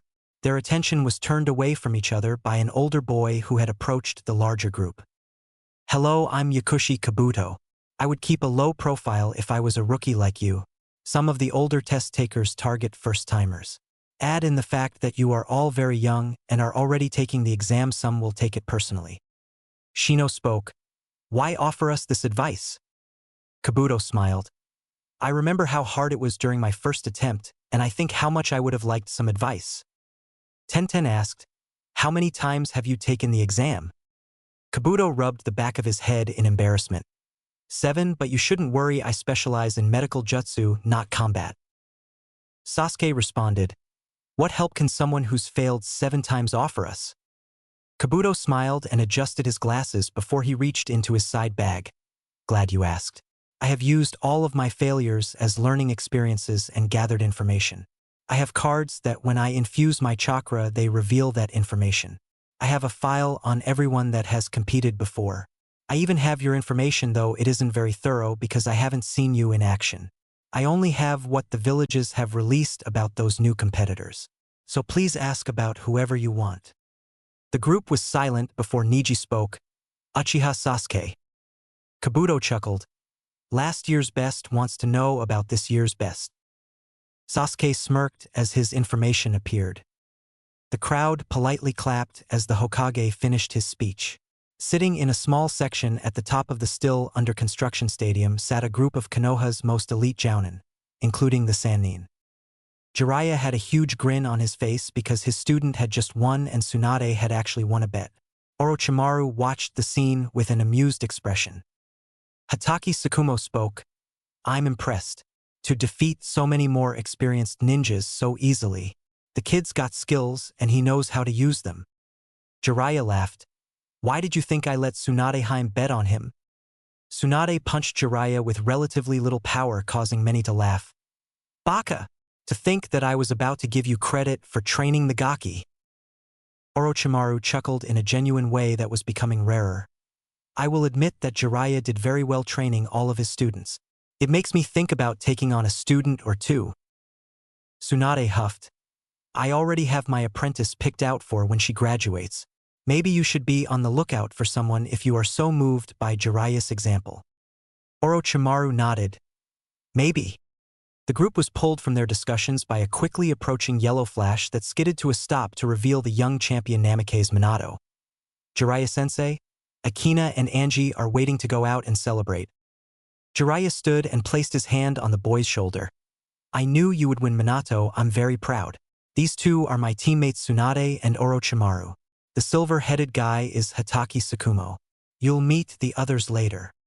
Minato walked to the three that he had been introduced to, blushing when he looked at Tsunade, and bowed deeply. It is an honor to meet you. I hope that I will have a chance to work with you all someday. Tsunade smiled at the boy. I'm glad to see being around this pervert hasn't hurt your manners any. Minato blushed and rubbed the back of his head. Jiraiya spoke. I don't have a problem with manners, but I'm worried that the boy doesn't take enough interest in the female form. Minato blushed an even darker red while Tsunade smashed Jiraiya in the face. Incident after Namikaze, Minato won the 7th Chunin exam.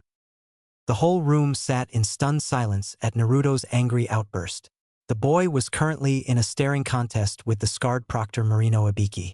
After a few moments, Ibiki huffed and took in the rest of the room. Thinking, he cursed, "Damn this kid. If he had kept his mouth shut, we could have had eliminated more teams and given our ANBU better odds in the next round. Oh well, he does have charisma, and that can be an important trait for a team leader. He needs more discretion though." He barked out, "Okay, I can see that you all won't give up, so that means that everyone in this room passes this section of the exam." Everyone was stunned for a moment before all hell broke loose. Ibiki tolerated the loudness for only a few moments before shouting, "Shut the fuck up. The point of this section of the exam is to see who has the guts to be a Chunin. As ninja, you will come up against long odds, and there will be times when what you need most to survive is not personal knowledge or stolen intelligence, but the courage to go forward no matter the odds." Kiba spoke up. "Wait, you knew we were cheating?" Ibiki smirked. "Well, if we knew you were cheating, we kicked your ass out. Now, we guessed that a few of you actually knew some of this information legitimately, but we also guessed that most of you would either have to cheat from those few that did or from the Chunin we have spread out through the exam with all the answers, so we were on the lookout for it. If we didn't kick you out, you have Chunin-level information gathering skills. But as I said, that is not the main purpose of this exam." Reaching to his head, he unwrapped his bandana and revealed the horrible scars on his head. "As a ninja, this or worse could happen to you at any time. The purpose of this test is to see if you can go forward knowing that the odds are against you.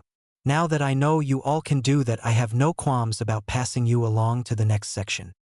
At this point, Ibiki smiled, and it was a kind of smile that made everyone in the room, including Gaara, somewhat nervous.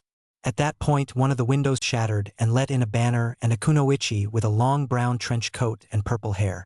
The banner read, "Second Test Proctor, Mitarashi Anko." She turned to Ibiki and spoke, "Sorry I'm late. I had a little too much fun last night." Ibiki smirked. "Actually, you're right on time. They're all yours." Anko faced them with a smirk, but it fell when she took in the room. "Why are there so many left?" Ibiki frowned. "What can I say, this group has a few standouts." Anko scoffed. "Yeah, right. You're just getting soft in your old age." She turned to the genin. "All right, you snot-nosed little punks, you're on notice. I will have gotten rid of more than half of you by the end of my test. I want you all to follow me." Asuma puffed on his cigarette and polished one of his trench knives in the Jounin lounge. He looked up to see Kurenai walk in with a smile on her face. She took a seat beside him with a smile. "Well, Anko just let out the teams that advanced and ours were there." Asuma smiled. "Good. What about Team 7? She nodded. "They did as well. Gai-san's team also made it." Asuma nodded. "No shock there." At that time, the door opened to reveal the previously mentioned Guy and Kakashi. Guy was in a very youthful mood. "Well, it seems our match has not yet been decided, but in the end my students shall go farther than yours in this exam, or I will crab walk 500 times around Konoha in 12 hours. Kakashi yawned and said, "We will see, Guy." The black-haired man looked at Kakashi. "Why are you so tired?" Kakashi sat down with Kurenai and Asuma. "Anko and I stayed up until 4 having sex, and we had to get up at 6. Guy yelled, "You should not toy with that delicate young flower's heart and disparage her reputation in such a public place, Kakashi." Asuma and Kurenai stifled their laughs. Anko enjoyed playing the sweet and innocent young woman around Guy, and the green-clad man was all too eager to believe her act. Anko stood in front of the crowd of genin and gave them a predatory smile. "This, boys and girls, is your next test. You will have 7 days to complete it and it will be done here. Here was a large and sinister forest. It was surrounded by a large fence. Anko continued, "This training ground is known as the Forest of Death, and if you aren't careful in there, you will find out why.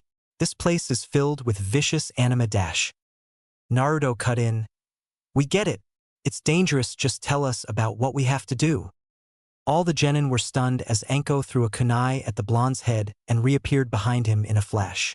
Tilting his head up to give access to his freshly cut cheek, she spoke before running her tongue along it. "Hypergakis like you are usually the first to die." When she was done, she continued, "Ah, your blood is so sweet and has such a fire to it, so innocent as well." Naruto was rigid in her grasp and his eyes darted around looking for some help.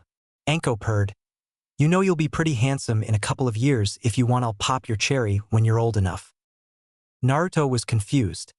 "What cherry? I don't have any cherries." Anko smiled and turned to look at Sakura and Sasuke. "Is he really this naive?" The pair groaned and nodded. Anko smiled. "Good. I like breaking them of all innocence." She then focused on Sakura. "You know you're pretty lucky, Pinky." Sakura replied, "What do you mean?" Anko grinned. "If Kakashi trains them half as well as he trains himself, these two cuties are going to be quite the hard bodies. Just think of all the fun you could have with the two of them." Sakura's eyes glazed over as inner Sakura actually spoke for her for a moment. "Like what?" Anko released Naruto from her grasp and got close to Sakura. "Just think the three of you finishing a hard training session. Sasuke with his clothes torn and Naruto without a shirt on breathing hard and the two of them gleaming with sweat. They sit down beneath a tree and you come over and help treat their wounds. Running your hands up and down their chests and arms, then they return the favor and do the same for you. Two pairs of hands running up and down your body, the two getting closer to you, where one is by your back and the other on your front." Sakura snapped out of her daze and noticed that her nose had started to bleed.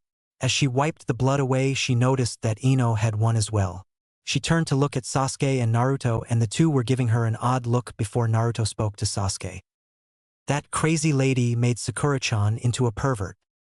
Sasuke looked around at several girls in the crowd and noticed that they were affected in similar ways. "Actually, I think more girls are just naturally perverted than they would ever be comfortable admitting." Naruto replied, "Scary." Anko chuckled and then continued loudly. "Now, as I was saying before I was so rudely interrupted, you have 7 days to get from the perimeter of this forest to the tower in the center. Your teams will be given one scroll. Some are marked heaven while some are marked earth. Your mission is to obtain a scroll of an opposite type and arrive at the tower before the 7 days are up with both types of scrolls. Any questions?" A female nin with long black hair and a music note on her high-tate spoke. "Can we kill or do we have to let the forest do it?" Anko replied with a smirk. "Well, this is just supposed to be a test, so it is frowned upon, but if you do kill, it is usually overlooked. Mainly because it is sometimes hard to figure out who killed who now if it can be figured out. Well, I won't bore you with details, but it could come back to bite you in the ass. Honor killings, revenge, and all that jazz." There were a few more moments of silence before a male from Waterfall spoke. "When do we start?" Anko replied, "As soon as this Q&A is over." Seeing the group starting to break into panic, Anko continued, "There are plenty of edible items in the forest, plenty of fresh water, and there are also natural medicinal herbs as well. You are ninja, you should always be prepared." Everyone quieted down at her outburst and gave her various looks. Anko spoke once more. "If you want to back out, you still can." The various teams began to look at themselves, but no words were said between them. Eventually, Anko nodded. "I guess you all did deserve to pass Ibiki's test. All right, you will all go to the gate number that corresponds to the number your team was designated with at the start of the exam. There you will be given your scrolls. Good luck to all of you. You're going to need it." She started to walk away before stopping and speaking once more. "Oh, I forgot to tell you. Whatever you do, don't open your team's scroll inside the forest." As the teams began to break up, Sakura spoke to Anko in a hushed voice. "What about those of us with parents in the village? Some of them are expecting us home." Anko smirked at the girl. "You're pretty innocent too, Pinky. Maybe I could break you and the Gaki in together." Sakura became as pink as her hair and Anko laughed, continuing, I take it your parents aren't ninja? Sakura nodded and Anko went on. Well, I'll tell a Chunin to send word, but I think Kakashi will inform them. Sakura nodded and bowed. Arigato. She then ran to catch up with the waiting Naruto and Sasuke. Dosu, Zaku, and Kin made their way to the designated gate. Each was looking over their shoulder. As they reached the gate, a pair of Chunin opened the gate and the team ran through. After about 30 minutes of hard traveling, they came to a stop. Each observed their surroundings, and once they were secure with their security, they formed a small circle and spoke in a hushed tone. Zaku began. These Konoha shinobi are jokes. They think a bunch of trees are a proper survival test. Kin replied, Don't be stupid. The trees aren't what will try and kill us. Dosu spoke in a harsh voice, cutting the beginning argument. Shut up. We don't have to worry about these cowards' tests. We just have to worry about our mission. You two did bring your papers, right? The two nodded and placed 2 small pieces of paper on the ground, leaving a small space between them. Dosu placed another strip with a small seal in the middle in the open space. The seal began to glow and the strips of paper were covered in a flash of chakra. When the flash died, the sheets had fused and there were now written orders on the paper. Dosu lifted the paper and read it quickly. He then lit the sheet on fire and dropped it in the circle. As it turned to ash, he spoke. We are to track down Uchiha Sasuke and his team, kill his teammates and then kill him. In that order. Kin nodded. I remember their team number. All the gates are in order. We should be able to narrow down an area to search in. Zaka spoke. What happens if we can't find them though? I mean, we aren't the best team for tracking. Kin is the only one of us who can do any tracking. Dosu replied. If we can't get them in the forest, we are supposed to make the attempts during the next round. And if we fail, well, I don't need to explain how he deals with failure. Kin and Zaku shuddered before Dosu started to lead them deeper into the forest of death. Kakashi knocked on the door of the Haruno residence. It was answered by a surprised-looking Mei. The woman quickly motioned for Kakashi to enter and take a chair. She spoke quickly in a hypertone. Hataki-san, is everything okay? Mei sat down as Kakashi answered. Yes, everything is just fine. I was just coming by to tell you that Sakura and her teammates passed the first test in the exam, and they had to proceed immediately to the second test. Mei's face melted into a relieved look. Mei asked, Well, how long will that take? Kakashi smiled. Well, there's no real way of knowing, but if they pass, it will be about 7 days. Shocked, the mother asked, That long? Kakashi nodded. Normally, it is usually longer, but we have so many entrants this year. Well, it was easier to just cut it down. Mei nodded. Well, what do you think of her chances? Kakashi shrugged. She has all the intelligence one needs, but I'm not sure if she has the physical tools she will need. She can pass if she gets a few lucky breaks. Mei went on. If she didn't have all the skills, then why did you nominate her? Kakashi replied. Because she does have the skills to at least make a showing, and I'm sure that if they came up against anything too dangerous, her teammates could help her out. I also thought that the experience would help motivate all of them. Mei was silent for a few moments. All right, you are the expert. About Uzumaki-san. Kakashi gave the woman a searching look. Yes, what about him? Well, I was wondering why he and Sakura were placed on the same team. She told me he had a bit of a crush on her, and I was wondering if that might have been done to, well, placate him? Kakashi continued to give the woman a searching stare. Mei shifted uncomfortably just as he started to answer. Well, as I told your husband, when I first visited, teams are formed in several different ways and for several different purposes. Every few years we form a team made up of the top 2 and lowest student. Sakura and Sasuke being the top 2 and Naruto the lowest. We've had success with that formula several times. I would just like to tell you what I told your husband, and that is that though Naruto now knows the truth about the Kyuubi, he hasn't let it drag him down, nor has he seen fit to mention it to the others. Kakashi stopped when he noticed a very familiar look on Mei's face.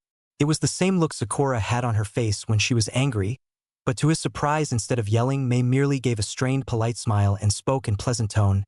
Did you say you spoke to my husband about Uzumaki-san? Kakashi started to sweat. Well, yes. You showed up late when I came by for the standard civilian parents briefing because you had been at the market, and by that point I just gave you the basics because I thought your husband would tell you everything else. Maze smiled wider. I see. Well, I should finish dinner. Can you show yourself out, Hataki-san? Nervously, Kakashi nodded. Yes. Thank you for your hospitality. The masked man quickly stood, bowed, and made his way for the door.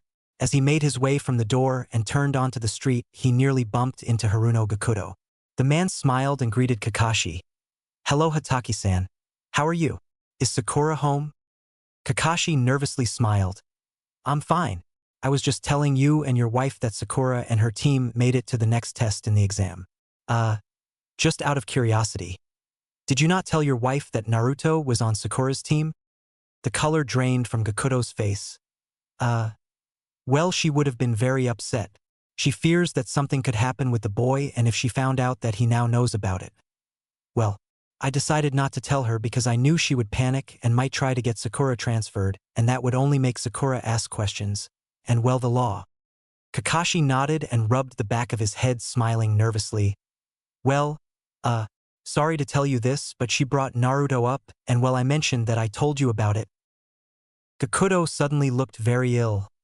Oh shit. Well then I should probably go. Goodbye, Hataki-san. Kakashi watched as the doomed man slowly trudged toward his doorway. He called to Gakuto sincerely. I'm sorry. The sun had mercifully set and Temari and Kankuro had almost collapsed when Gaara had relented his breakneck pace and came to a stop. Even though the boy didn't need sleep, he did need to rest his body. Since they had crossed the gate, the sand team had gone non-stop in a direction that Gaara had begun to travel in. The only rest Temari and Kankuro had gotten is when they had crossed paths with a team from rain and a team from grass.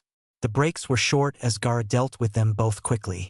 On the plus side, they had gained an extra earth scroll and a heaven scroll. Sinking to the ground, Temari removed her shoes and began to rub her feet. Kankuro began to make a small fire and placed 3 small filed rations onto the ground before he prepared them. He turned to Gaara. We have the scrolls, and it looks like the tower is about 2 days away from us. These are the only rations I was lucky enough to have packed. If we leave early enough in the morning, we can make good time traveling and still have an hour or 2 to find food. Gaara shook his head. No, we will move closer to the tower, but we will not go in until I find Uzumaki. Temari's heart dropped in panic. Gaara, none of us are great at tracking. There is no guarantee we can find them before time runs out. Gaara gave Temari a hard stare. We will stay as long as we can. I must see Uzumaki. Kankuro yelled. That idiot is probably already dead. Why waste your time with a wimp like him? Gaara, still looking at Temari, spoke. When we first met, there was something about him. He bothered me and Mother, and not for the normal reasons people bother us. Felt like something in his soul. Then I saw you come back with him the first night here. I saw the look in his eyes when he was talking about me. I saw that he wore a mask. A mask more perfect than the male Hyuga we met today, and even more perfect than the Uchiha. I wish to know what his mask hides.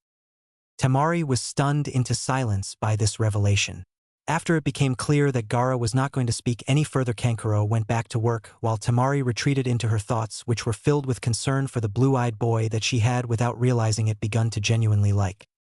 Sakura reached her hands into the river and splashed water into her eyes. Sasuke was scanning the tree line while Naruto slowly and sleepily zipped up his orange jacket. They had been in the forest for 4 days but hadn't gotten the second scroll they needed. They had run into a team from Waterfall, but they had the same scroll, though fighting the team had given them a bit of a workout. The team was a tracking squad with very little direct combat skills. Sakura easily detected and broke her team out of a fairly powerful genjutsu for a genin. Sasuke then quickly tracked the team down with his Sharingan and dealt with 2 of them in short order, while Naruto followed and took the scroll from the remaining member. Sadly, it was another Earth scroll.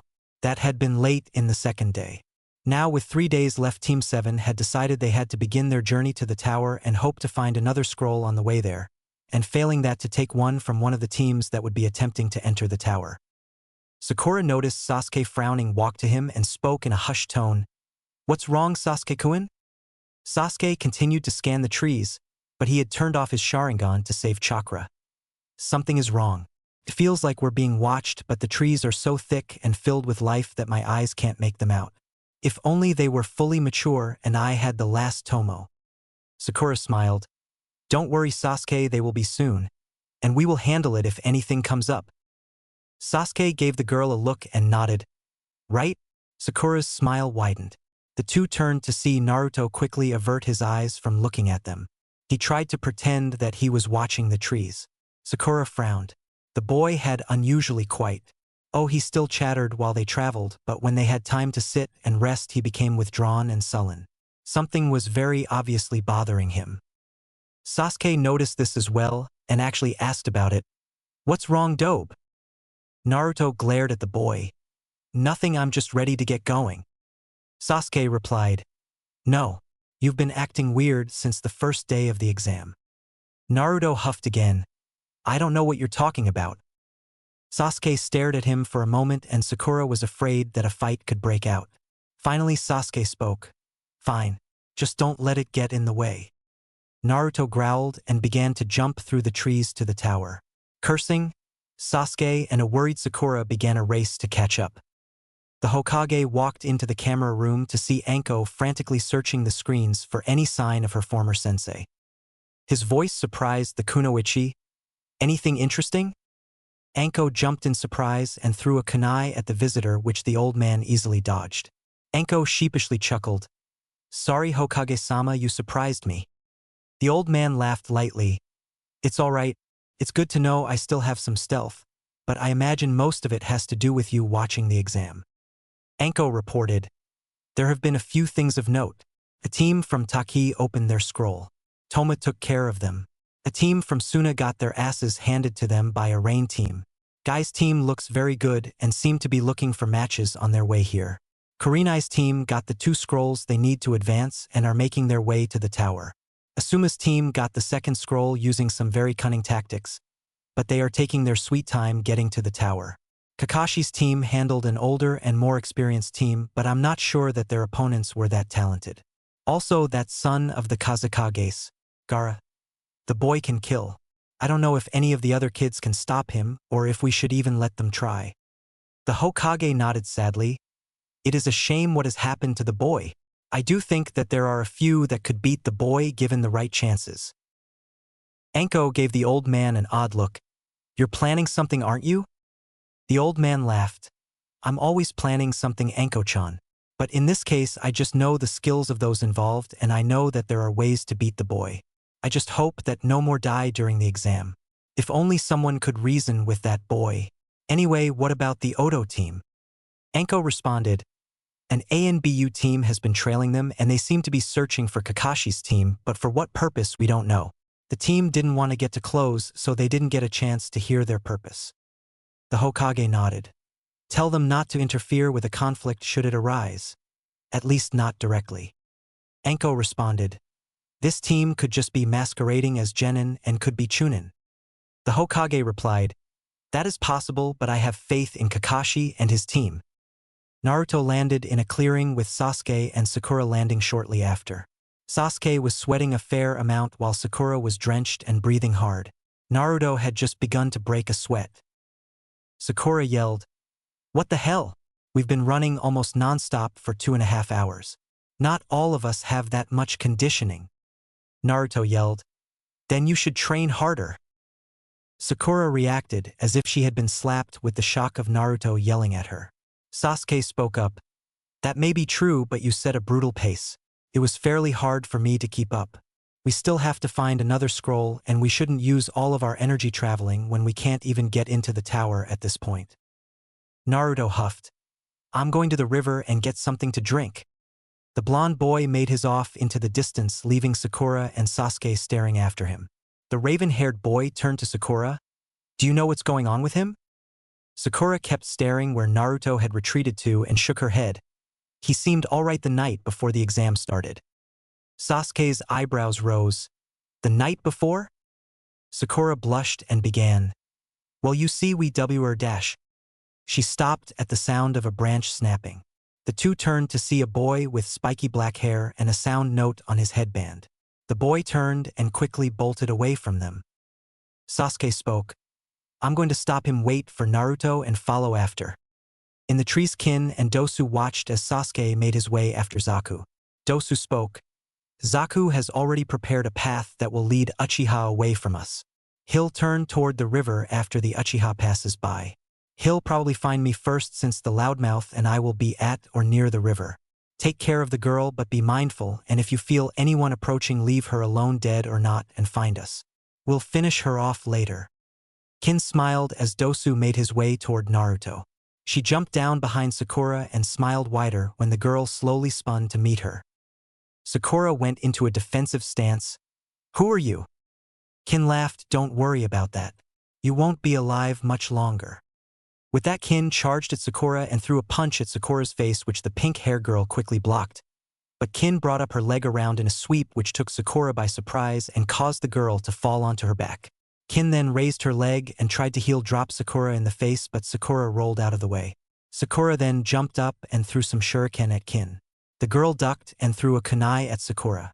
Sakura dodged with little room to spare as the kunai tore through some of her shirt and embedded into the tree behind her. Sakura drew a kunai of her own and assumed a stance to meet an attack from Kin. But the attack didn't come. Instead, Kin smirked and Sakura's eyes widened as she heard a burning hiss. Sakura jumped away and cleared some distance from the exploding kunai, but the explosion still had enough force to make fall flat on her face, and it was close enough to cause some of the debris to cut and scrape her. Kin walked over to Sakura's prone form and smirked. Sasuke continued to follow the trail that the boy had left behind. He had been going at an even faster pace than what Naruto had set, but he hadn't been able to catch up with the boy. Legs burning, Sasuke stopped and activated his Sharingan. He did this not to try and see his prey but to examine the trail. He was able to see far down the trail, and he knew that there was no way the boy had been able to get that far away from him. Cursing, he skidded to a halt and turned to make his way back towards Sakura and Naruto, but his run earlier and pursuit had left him tired. Sakura groaned and slowly opened her eyes to see a pair of black boots beside her. Suddenly, she was yanked up by her hair and fist slammed into her jaw. The black-haired girl spoke. You're a pathetic excuse for a kunoichi. You have no real skills to speak of, and you rely far too much on your teammates. What's worse is that you have nothing to offer them. Another fist hammered into her head, which caused Sakura to cry out. Laughing, Kin then kicked the girl in her back and then unleashed a combo with her legs and the hand that wasn't gripping the girl's hair. Girls like you make me sick. You worry about your looks above your skills. All you do is latch on to the strongest man who will have you. Just look at your hair. So soft, clean, and perfectly trimmed. I bet you spent more time on your hair than you have training just to get that good-looking Uchiha to notice you. Sakura, tired, felt tears pouring down her face because of the pain and the taunts the girl shouted at her. I can tell, though, that he doesn't care about you. He finds you a burden. Only that blonde fool likes you, and even he is pissed at your weakness. I bet as we speak he's cursing you as Dosu and Zaku slip kunais into his heart and lungs, thinking why you aren't able to help him. Sakura's eyes snapped open with fear as Kin continued. Don't worry, though, you'll be able to apologize in the afterlife. To both of them, because once we're done with the two of you, we'll send the Uchiha along shortly. Kin yanked Sakura's hair so that they were face to face and raised a kunai. Sakura thought to herself, it can't end like this. If only I'd have been stronger, trained harder. I'm pathetic. Sasuke, Naruto, I'm sorry, I have only been a burden. As Sakura waited for the blow to come, she realized she still had a hold of her kunai, but she couldn't move to make an effective attack while Kin held her hair. Thinking quickly, she knew what she had to do. She spit in Kin's face, and this caused the girl to tighten her grip on her hair, but she shifted the tip of the kunai away from Sakura to quickly and carefully wipe her eye. When she did this, Sakura used the chance to quickly and in one motion with her right hand holding the kunai to cut her hair and then thrust the point at Kin. The black-haired girl was shocked by the quick motion, and even though she was able to jump back, she was still pierced a little in the side. You bitch! Kin cursed and threw her kunai at Sakura. The pink-haired girl was able to dive out the way, but the she was cut slightly in the right shoulder.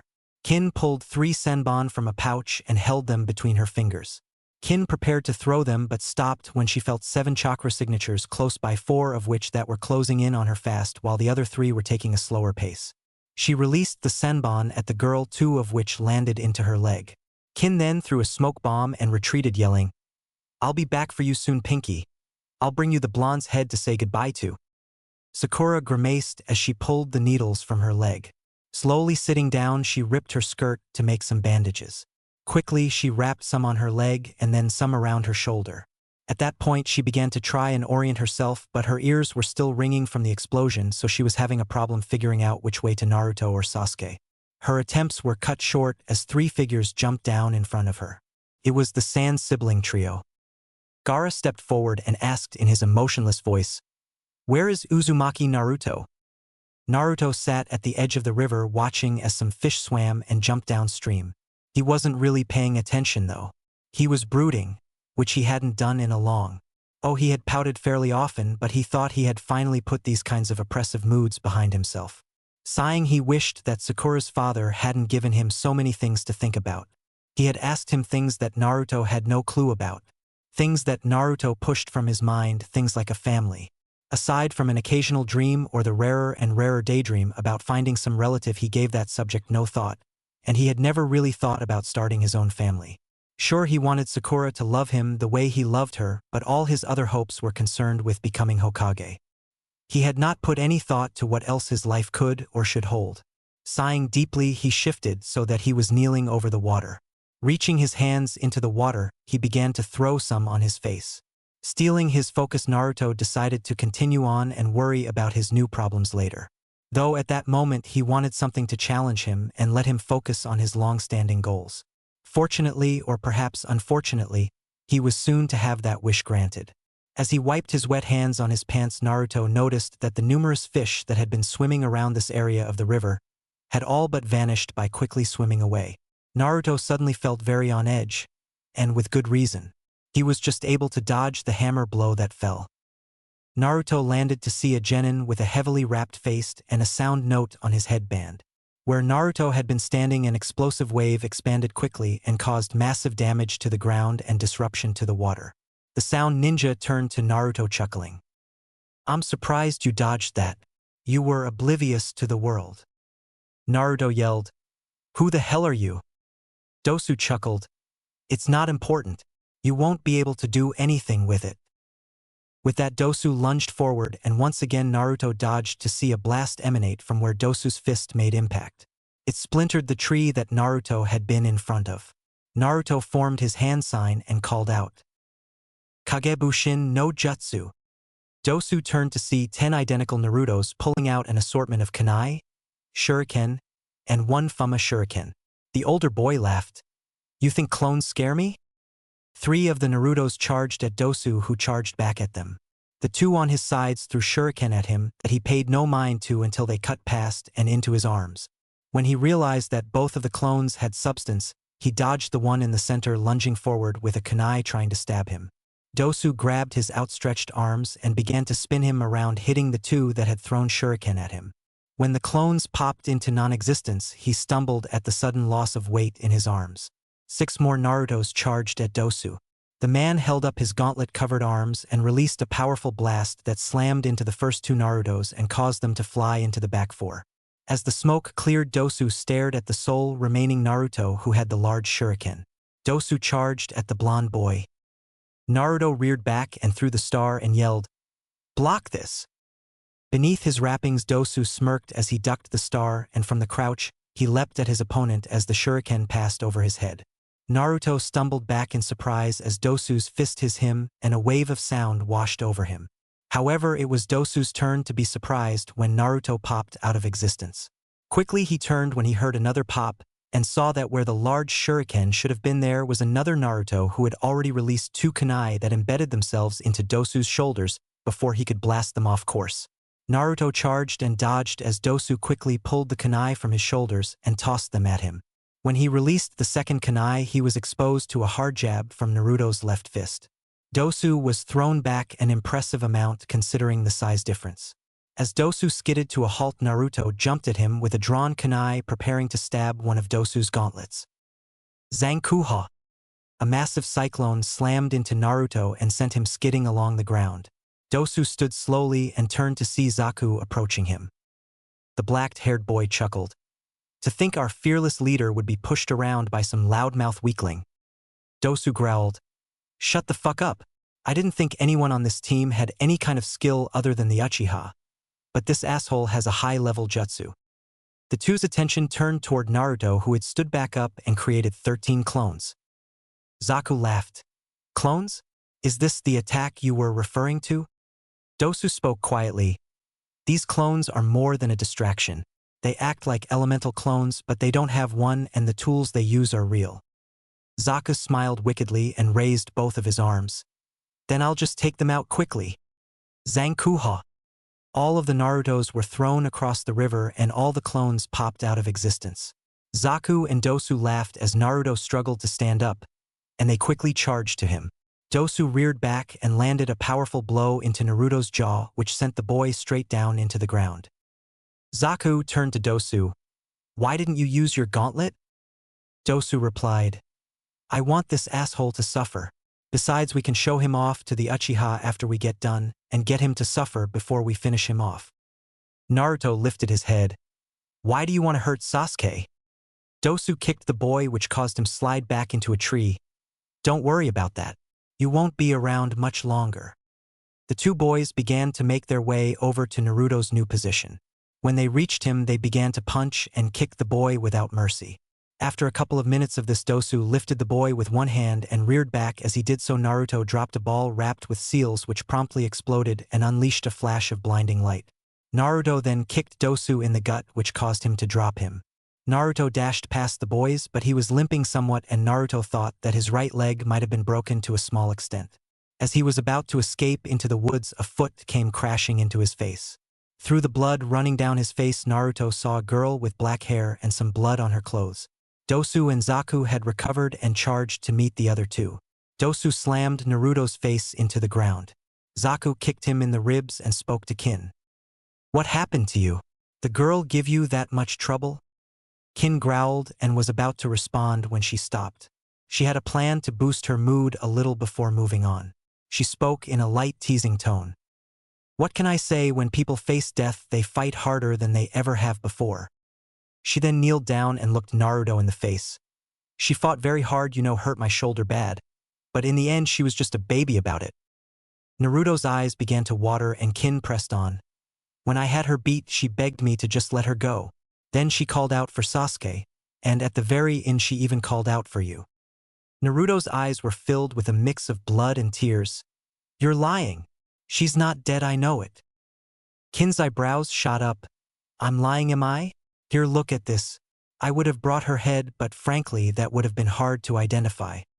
Reaching into her pouch, she pulled out a handful of fairly long pink hairs and held them in front of Naruto's face. As Sakura's familiar fragrance filled his nose, Kin laughed, speaking, Look familiar?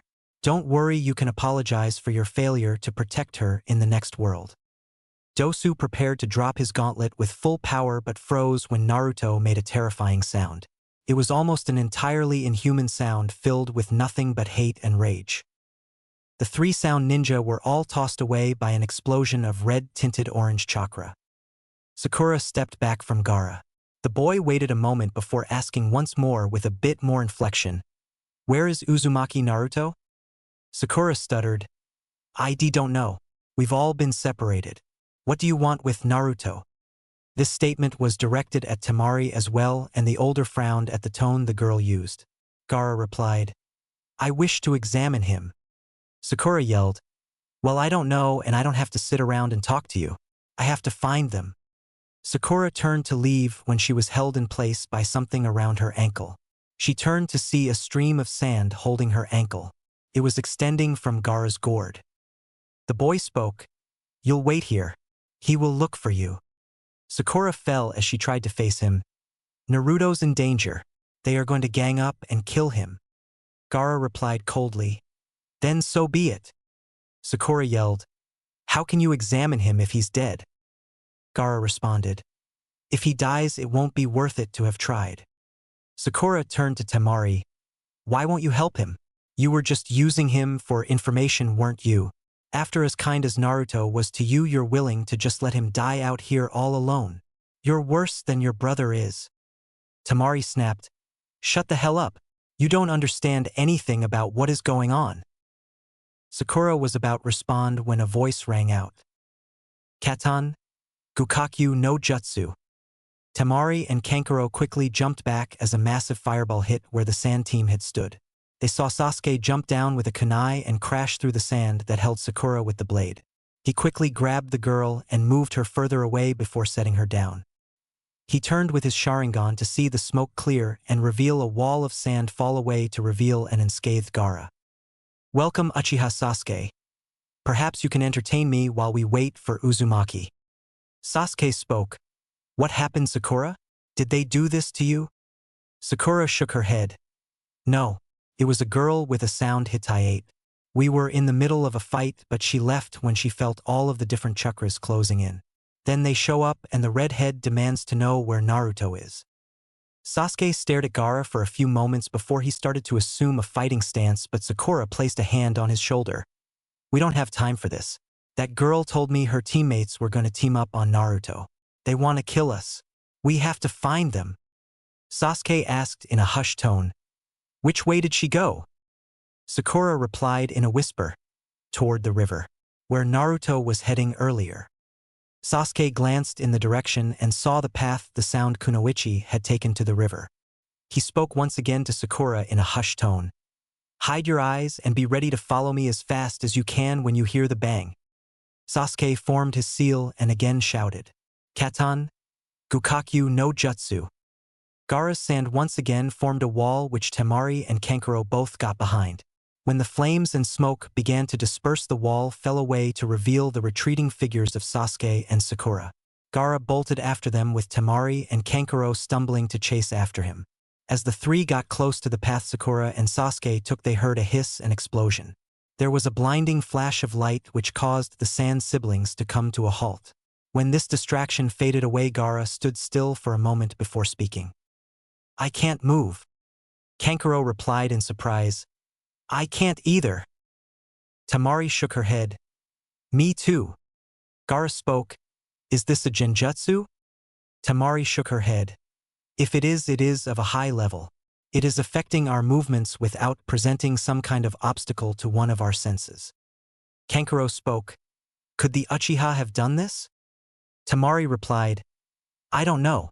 Supposedly some of the Uchiha were able to use their Sharingans to create some powerful genjutsu, but there is no way he could have that much power at this point." Ino's eyes popped open to see Choji's worried face staring at her. He spoke in a whisper. "What's going on?" Ino replied softly. "Sasuke-kun and Sakura are going full speed now that they don't think the sand team is following them. But Sasuke-kun is still taking care that they don't leave a trail." She turned her head to a sweating Shikamaru. "You can probably let them go now." The boy replied. "So troublesome. I'll hold them just a little longer. Gaara's going to break out soon anyway." Choji replied. "Why don't you let go of the other two? They didn't seem like they wanted to fight." Shikamaru thought for a moment. "You're right. I hope I don't regret this." Temari and Kankuro suddenly stumbled a bit. The puppet master spoke. "I can move." Gaara responded. "I'm still frozen. Find out what is going on." Temari and Kankuro nodded. The girl suddenly sniffed something on the wind that smelled a lot like perfume. Kankuro broke off from her to search on his own, but Temari felt he was going in the wrong direction. She kept following the light smell until she came upon a small clearing that held the new Ino Shikacho trio. They didn't notice her at first before Ino let out a small gasp. Shikamaru turned his eyes to stare into Temari's. The two were silent for a moment, trying to see what the other had in mind. Temari could see how tired the lazy boy was. She could also see the distrust in his eyes, and it rankled her deeply. Kankuro called out, "Temari, do you see anything?" She looked at the group staring back at her before she turned her head to her brother and responded, "No, nothing. I think we are in completely the wrong place. We should get back to Gaara." As the girl turned to leave, Ino, Shikamaru, and Choji all exhaled a slow breath. Shikamaru questioned out loud, "Troublesome woman? What is her game?" Kin raised her head slowly after slamming into a tree to see what appeared to be a fire-clad Uzumaki Naruto. However, where his eyes had been a dark deep blue, they were now replaced by an almost blood red, and his pupils had become slits. His unique whisker marks had grown so they appeared much larger, and his hands had been replaced by wicked claws. Also the numerous cuts, scrapes, and bruises that had marred the boy's features had all disappeared, and in his mouth his teeth had grown into something resembling fangs. Slowly the transformed boy looked around until his red eyes met Kin's, and he snarled. "You! I'm going to rip you into pieces!" In a flash, Naruto had shifted to a low running style, almost as if it were all four of his limbs. Before Kin could react, the boy had closed the distance between himself and her. With a clawed hand, he slashed into Kin's already torn shoulder. She was thrown back hard into the tree to see Naruto preparing for another assault. As he was about to leap forward, once more Dosu appeared beside Naruto and prepared to strike with his gauntlet. Just as it was about to connect, Naruto spun and grabbed it. The force of his grip broke the gauntlet and sent the metal shards into Dosu's hand, causing the boy to scream in pain. Naruto then flipped the older boy onto his back and raised his sharp claw to strike him in the face.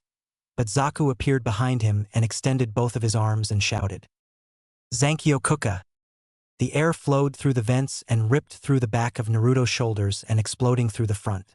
The two holes spurted blood with the air, which caused a fine mist to spread out from Naruto. The boy flew forward and was about to land on his head when he suddenly twisted in mid-air to land on his feet. Naruto smiled daggers at Zaku and launched himself at him before the black-haired boy could react. Naruto plunged one of his claws through the boy's gut. Zaku coughed up blood as Naruto removed his arm. He then gripped Zaku's arms and placed a foot on his shoulder and pulled his arms.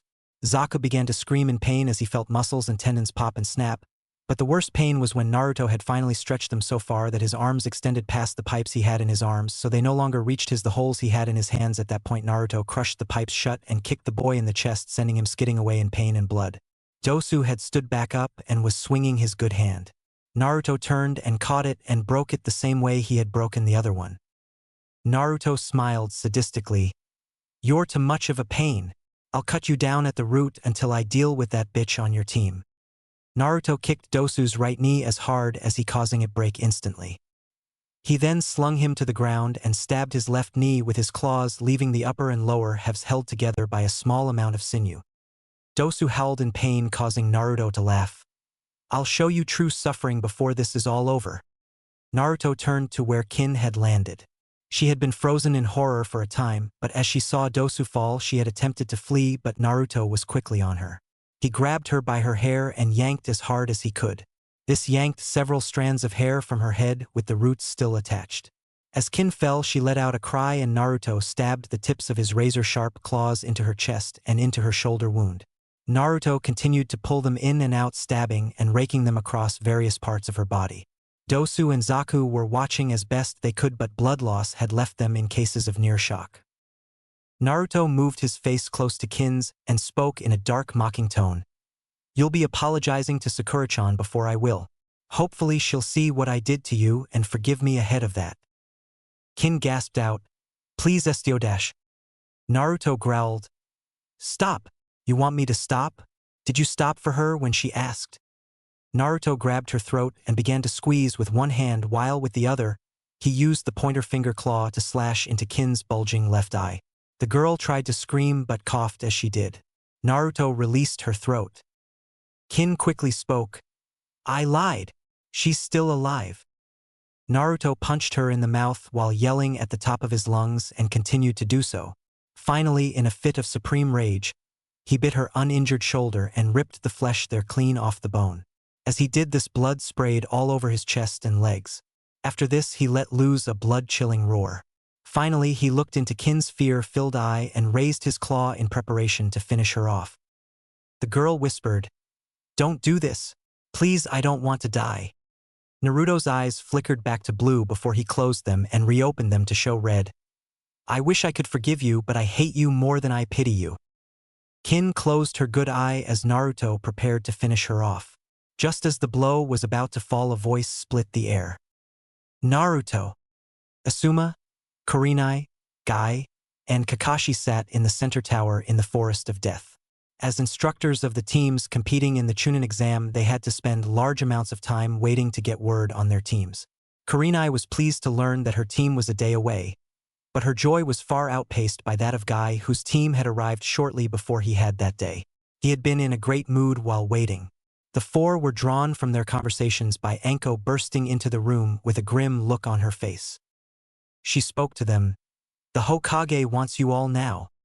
They arrived to see the Hokage looking somewhat grim. Taking a puff from his pipe, he spoke. The team from Orochimaru's village has made their move. Asuma spoke. What happened? The Hokage replied. They tracked down and attacked Kakashi's team. Kakashi quickly placed his book in his vest and asked, what happened?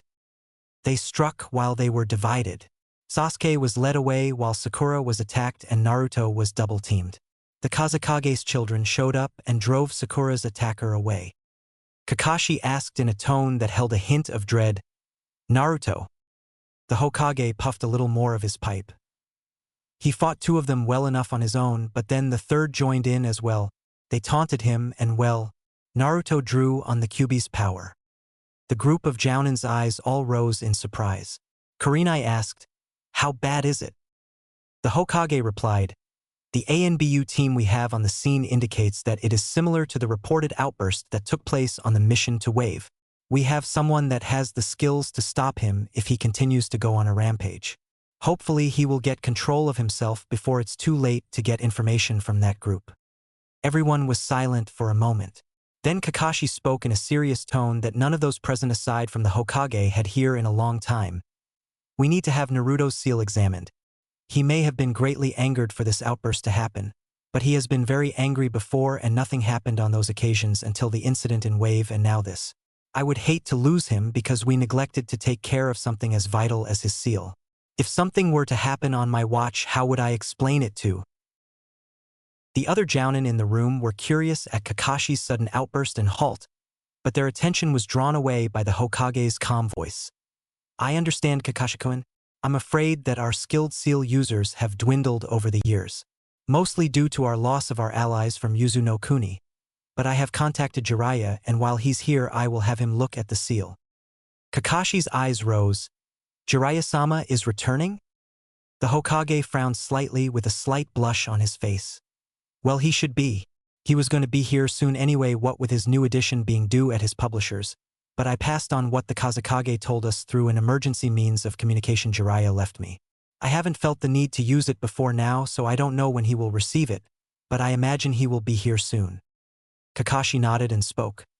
Well, if it turns out that we can't get information from this Odo team, we at least know they were after my team, which indicates that Sasuke and his Sharingan are of vast interest to Orochimaru, which is also further confirmation of what the Kazekage was told. Sasuke and Sakura finally reached full speed as soon as Sasuke could no longer see any of the Suna team's chakra signature. After running at full speed for about 15 minutes, he no longer bothered to attempt to mask their trail. Sakura was winded and hurt, but she pushed on. After they had run about 10 more minutes, they felt a huge rumble and saw a red-orange light up the distance. Sasuke turned to Sakura and yelled, "That's the area where this trail appears to lead." The two sped up and continued to run even though Sakura was about to collapse. As they neared the area where the powerful chakra was coming from, they began to close in on a more specific location. Finally, they reached a clearing where they heard a voice that sounded a lot like Naruto let out a pained yell.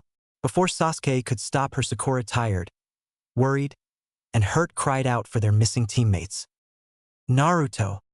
Cursing as they broke through undergrowth, Sasuke skidded to a stop with Sakura doing the same when they caught sight of what was taking place in the wrecked clearing. There was Naruto drenched from head to toe in blood, crouching over the mangled and crying kin. When he turned his head to see the source of his name, the two gasped at the sight of his eyes, cheeks, teeth, and claws. But as Naruto's eyes caught the sight of Sakura, slowly the monstrous changes began to melt away into Naruto's normal features. Kin let out a sob of relief when the boy jumped off of her chest, dashed to his teammates, and threw his arms around the terrified Sakura, weeping with horror at what he had done, was about to do, and in pure joy that Sakura yet lived in the same world as him. "SSS Sakura-chan. She said she killed Yuen and showed me your hair. I was so angry. I wanted to make them feel the way she said you felt. I'm so glad you're alive. I'm so sorry I wasn't there to protect you." The boy continued to squeeze Sakura and babble while the frightened girl was awkwardly patting his back and trying to loosen his grip on her. Sasuke watched for a moment but finally pulled his attention away from his teammates to the Odo team on the ground. Kin's eyes had glazed over and she was babbling worse than Naruto. Zaku was struggling to right himself but was having trouble doing so with both of his arms crushed. Dosu was a pale white from blood loss, but he was chuckling as Sasuke walked to and stood over him. He's crying. He's crying. I guess monsters do have tears. Ha ha ha.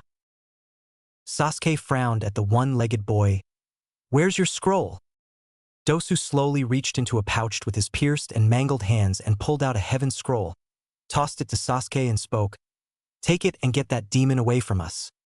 The Uchiha stared at him a little longer before turning to his teammates and speaking. We need to make our way to the tower. Team 7 quickly ran from the area as soon as Naruto pulled back from his embracing of Sakura. When they were well away, Dosu tried to shift and sit up but stopped when 5 masked ANBU members appeared before him. An eagle-masked man stepped forward and spoke. We have some questions for you.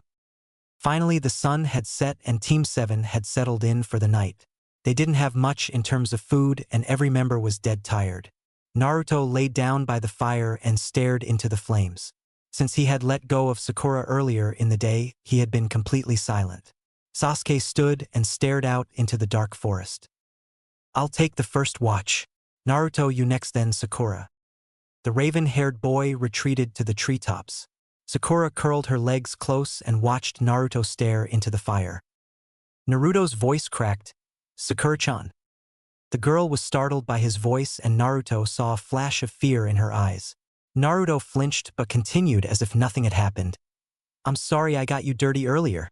I was just glad you were okay. The girl nodded. It's okay. We should try to get some sleep. Naruto nodded, yawned, and slowly drifted off to sleep. Elsewhere in the dark forest near the tower on a tree branch sat Yakushi Kabuto glancing at the stars. He was drawn away from his stargazing by a small green snake with a message tube on his back appearing at his foot. The snake spoke in a low whisper. I have your new orders from Orochimaru-sama. I'm also to take your new report back to him. Kabuto drew a rolled-up scroll from his pocket and replaced it in the tube that the snake had on. He replied in his smooth tone, Please give my compliments to Orochimaru-sama. As the snake popped out of existence, Kabuto unrolled his orders and began to read them. After a while, his eyebrows rose and he smiled to himself, then spoke. It seems Orochimaru-sama desires my role here to change. There had been virtually no talking all of the next day between Team 7. They had all gotten up more sore than they had when they went to bed. Now late in the afternoon of the 5th day, they had finally made it to the large tower. Finding the door, they entered and walked into the room that bore a poem. After a few moments of study, Naruto asked, What do we do now? They stared at each other for a moment before Sakura spoke. I think we have to open the scrolls. Naruto replied, You heard what that crazy lady said. We can't open the scrolls. Sakura shook her head. Anko-sensei said not to open them in the forest. Sasuke and Naruto gave the girl strange looks. Sakura looked back and forth between them and asked, What? Surprisingly, Sasuke spoke first. You just called Mitarashi-san sensei. Naruto nodded in agreement. Sakura blushed. Well, I stand by my idea. Sasuke nodded. All right, let's do it then. He and Naruto each took a scroll and broke the seal and then tossed the scrolls toward the wall. After a moment, there was a puff of smoke and standing over the 2 scrolls was Yumino Irika. He was about to speak when he noticed who he was talking to.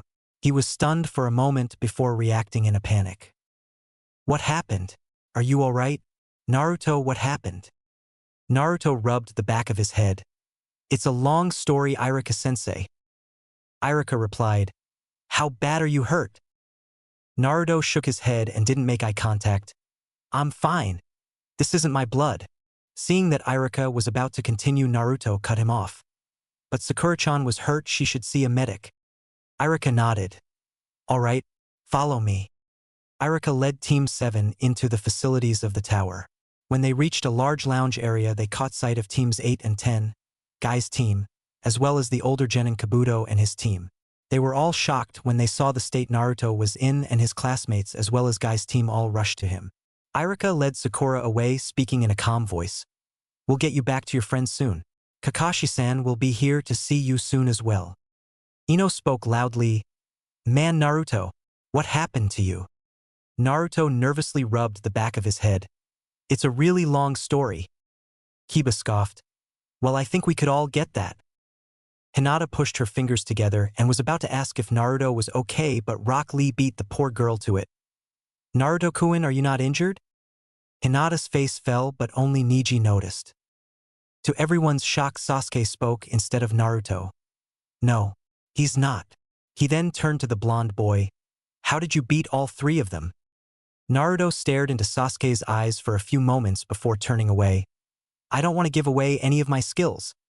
Before Sasuke could respond, the cold voice of Gaara pierced the lounge. "Then you can at least answer why you didn't kill them." Everyone turned to see the Suna team standing in the doorway led by a Konoha Chunin.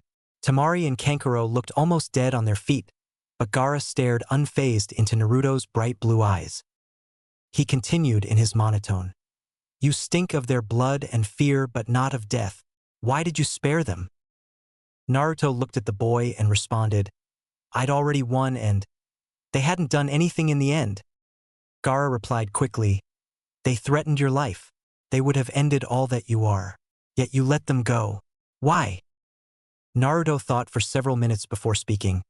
"Because in the end, I didn't want to end all that they were and change who I am."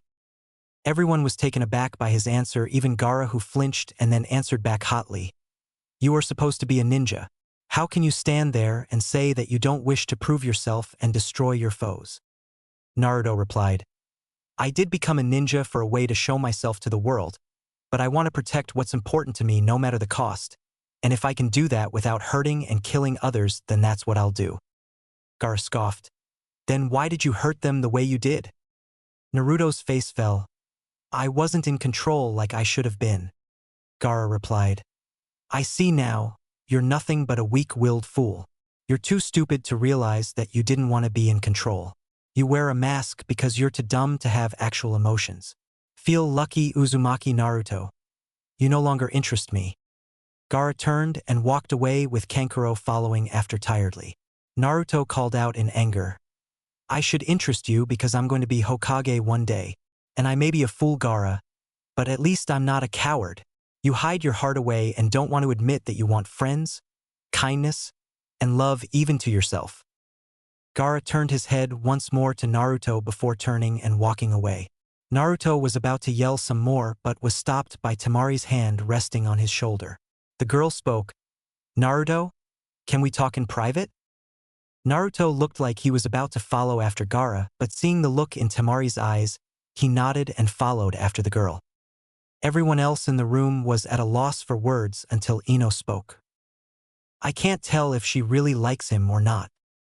Temari and Naruto had stepped out into a well-lit rest area with several benches. Temari sat down and motioned for Naruto to do likewise. Temari gave the boy a hard stare. "Naruto, you have no idea what kind of danger was following after you during this last test. Just count yourself lucky and try not to attract any more of Gaara's attention." Naruto replied, "I don't get what his problem is or why you're just letting him act this way." Temari sighed and looked around before continuing, "I'm going to tell you something, but you can't tell anyone else." Naruto thought for a moment before finally nodding. Temari continued, "This starts with the Suna Council. In Suna, the Kazekage isn't as powerful as the Hokage and has to follow the advice of the council more closely. My father has never been very popular with the council. Now Suna has been slow to recover after the last war, and to make matters worse, our daimyo has been cutting back more and more on our funding. My father always preached long-term solutions to our problems, but the council wanted a quick way to boost our power. So they decided that they wished to reattempt an old policy. Before the founding of the shinobi villages, there was a powerful monk that saved the people in what would become Suna from a rampaging demon. He did so by sealing the demon into his own body." Naruto's eyes held a deep horror as he felt his heart speed up. After a time, the monk began to be corrupted by the demon. This is because the demon was the Ichibi, a demon of madness known by some as Shikaku. The monk was finally driven mad by the monster, and the people were forced to seal his soul and the demon into a blessed urn. Over time, several others attempted to use the demon as a weapon, but in the end they all failed. When they decided that they would make the Jinchuriki this time, they would use a newborn. Naruto's heart fell when he heard the title, and Temari continued on. But in his heart, Naruto already knew what had happened. "So the council couldn't turn the demon against him. My father chose his own child, as he would be able to raise it as he saw fit. However, as I told you earlier, my mother died giving birth to Gaara. This is because the demon was able to interfere with its power. As Gaara was born, the monster drove our mother insane, and she cursed him and the village. Naruto questioned in a sad voice, "Were you there when it happened?" Temari's eyes watered. "No, I was only about 3, but I heard the story from one of the midwives I worked for during a deranked mission. Anyway, Gaara was handed over to our mother's brother Yashimaru for him to look after. Gaara grew up protected and everyone else was protected from him. He was in almost complete isolation except for our uncle. When Gaara was about 6, he was showing no signs of control over his abilities, and I guess everyone was getting impatient. I don't know who wanted the council or my father, but one got the other to agree that Gaara needed to be disposed of. They gave the job to Yashimaru." Naruto had begun to cry. "What happened?" Temari's eyes began to water as well. "He went through with it, but Gaara's control over sand protected him, and he beat Yashimaru. Our uncle then told him that our leaders wanted him dead because of his failure with the demon, but the worst blow he laid on him was that he had never cared for Gaara and he had only watched over him because of his orders. He told Gaara he despised him for what happened to our mother. Gaara then finished him off and carved love into his head with his sand. Since then, Gaara has been merciless and our government still tries to kill him from time to time." Naruto's mind was reeling with this revelation. The one person he thought loved him, the one person who he thought knew he existed, that mattered. If that had happened to me, I would be the same way. If things had worked out just a little differently, it would have been me.